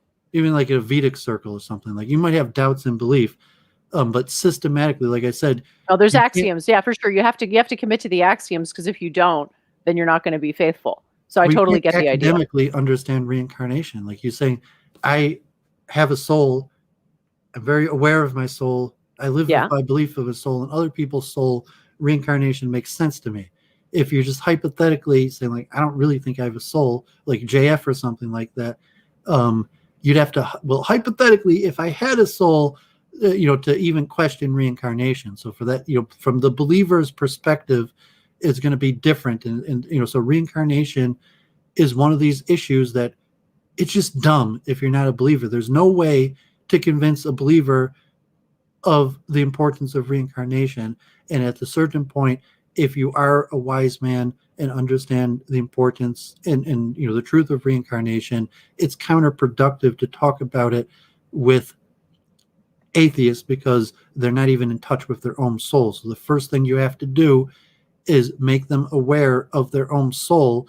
Axiomatize the soul. Yeah, and so once the soul is an axiom, reincarnation makes a lot of sense. Without the axiom of the soul, reincarnation doesn't really make any sense. So just talk about reincarnation. You're like, what the hell are you talking about? Like, I don't even have a soul to reincarnate. Yeah, and think about it. If they didn't have the concept of individualism, could they have how would they understand the soul if they didn't have the concept of individualism? And this isn't, this is just a general question. Yeah, so the Kabbalist kind of look at individualization in some aspect of the root of all sins, and that nullification, like bittul yesh, they say in Hebrew, the nullification of substance, and that if you've read the Kabbalistic works, and even like Luke Ford and the counter-Semitism, individualism is like a dirty word. It's fascinating, isn't it? You could have a different, like I said, we should talk about it more. And this, and ask the rabbi, and we can review reincarnation, one of the main subject, and even the first paper I read, that there's a lot of conceptions of reincarnation. They're fascinating. And I just wanted to cover the Judaic one. I didn't want this Ask the Rabbi to be comparative reincarnation. It was just a presentation of the Judaic system. So I guess with that, if you have any final comments, I still have to, I'm getting quite hungry, like in the story of the. Yeah, thanks so much for having me on. It was a great chat, and for bringing this this wisdom to light, because this is the sort of stuff I want people focusing on. It's John, super interesting. The souls trapped in the Greek salad in my refrigerator are waiting to be liberated when I say a blessing before I eat it. But those are some very lucky rabbi, tomatoes, David. Well, I mentioned that rabbi I studied under, and Rabbi Daniel Frisch in Israel, and he mostly talked about fish, but he like I used to eat at his house Friday nights, maybe even 50 times, and he would talk literally an hour before the fish, and he would yell at you to free the souls in the fish. And I mean, this guy was a respect, he's really one of the most respected Kabbalists in the world, but he would yell at you to make sure that you were freeing the souls that were trapped in the fish. Oh yeah, I mean, I'm basically, I don't want to say the same way, but I can relate to that. Thanks for having me. It was a great chat. Thanks for the audience for participating. We'll talk to you soon. Okay, yeah, great. And so I might end up doing Ask the Rabbi 13 on the soul. I already have that research ready, and more on the Jew-Gentile distinction, and then even on slavery. So I want to at least get the one on the soul next week, and then maybe before Lowell and Root and Branch return. So I'm going to try to do Ask the Rabbi 13, 14, maybe 15th this February. And so I appreciate Jennifer joining, her friendship, or her studying on the important, reminding me of the importance of reincarnation, and hopefully this is a springboard, because I covered some of the basics, and saying reincarnation is really probably the heart of Kabbalah. It's one of the most important aspects of Kabbalah. Anyone like Chabad or Hasidic movement, it's an important thing to understand. So I'm happy to put it out there, and look forward to talking more. If not, Charles Moskowitz tomorrow noon, if he doesn't have another guest. Otherwise at 1, see what we're talking about then. Usually let him pick the topic. Somewhat more political. Might be interesting if you do more Catholic research into why Jews, saying reincarnation was hidden among Jews because we really would have been killed. I mean, saying like the Sadigon, Sadigon lied about reincarnation because he would have been put to death if he told people that Jews believe in reincarnation. And even from Jennifer's perspective, think about it, anti-Semitism is caused because Jews believe in reincarnation. God forbid. But there's a certain truth to that in Europe, that one of the biggest complaints about Jews in Christian Europe was that we believe in reincarnation. And, so that perspective has to, for a different amount of research. How serious of a breach was it to believe in reincarnation? Even the debate of Nachmanides and Pablo Cristiani and Yechiel Paris and Nicholas Donan, of all the complaints that were brought about the Jews, how serious it would have been if they asked the Jews about reincarnation. And people think the Talmud says that Jesus is burning in excrement, and saying, was it really such a big deal because they believe Jesus is believing excrement, or was it because of the forbiddenness of the theological belief in reincarnation? So it's an interesting topic in terms of a new insight on anti-Semitism, to say reincarnation was such a hated belief in Europe and Catholics that was the single largest factor in medieval anti-Semitism. So it's an interesting thing to think about. And Arun showing up, people in the chat, appreciate it. So okay, so I'm going to sign off and look forward to Charles Moskowitz tomorrow. Sabbath coming up, and should inspire us to learn more and look deeper into the mysteries, and God should reveal us help us understand the mysteries, make the distance limited. Saying that the reason that God can't reveal these wisdom and mysteries to us is because the distance would be too great to crush us. So we have to pray to God to limit our distance, that we could, be a proper vessel to understand this great wisdom. So thanks, everybody. Shalom.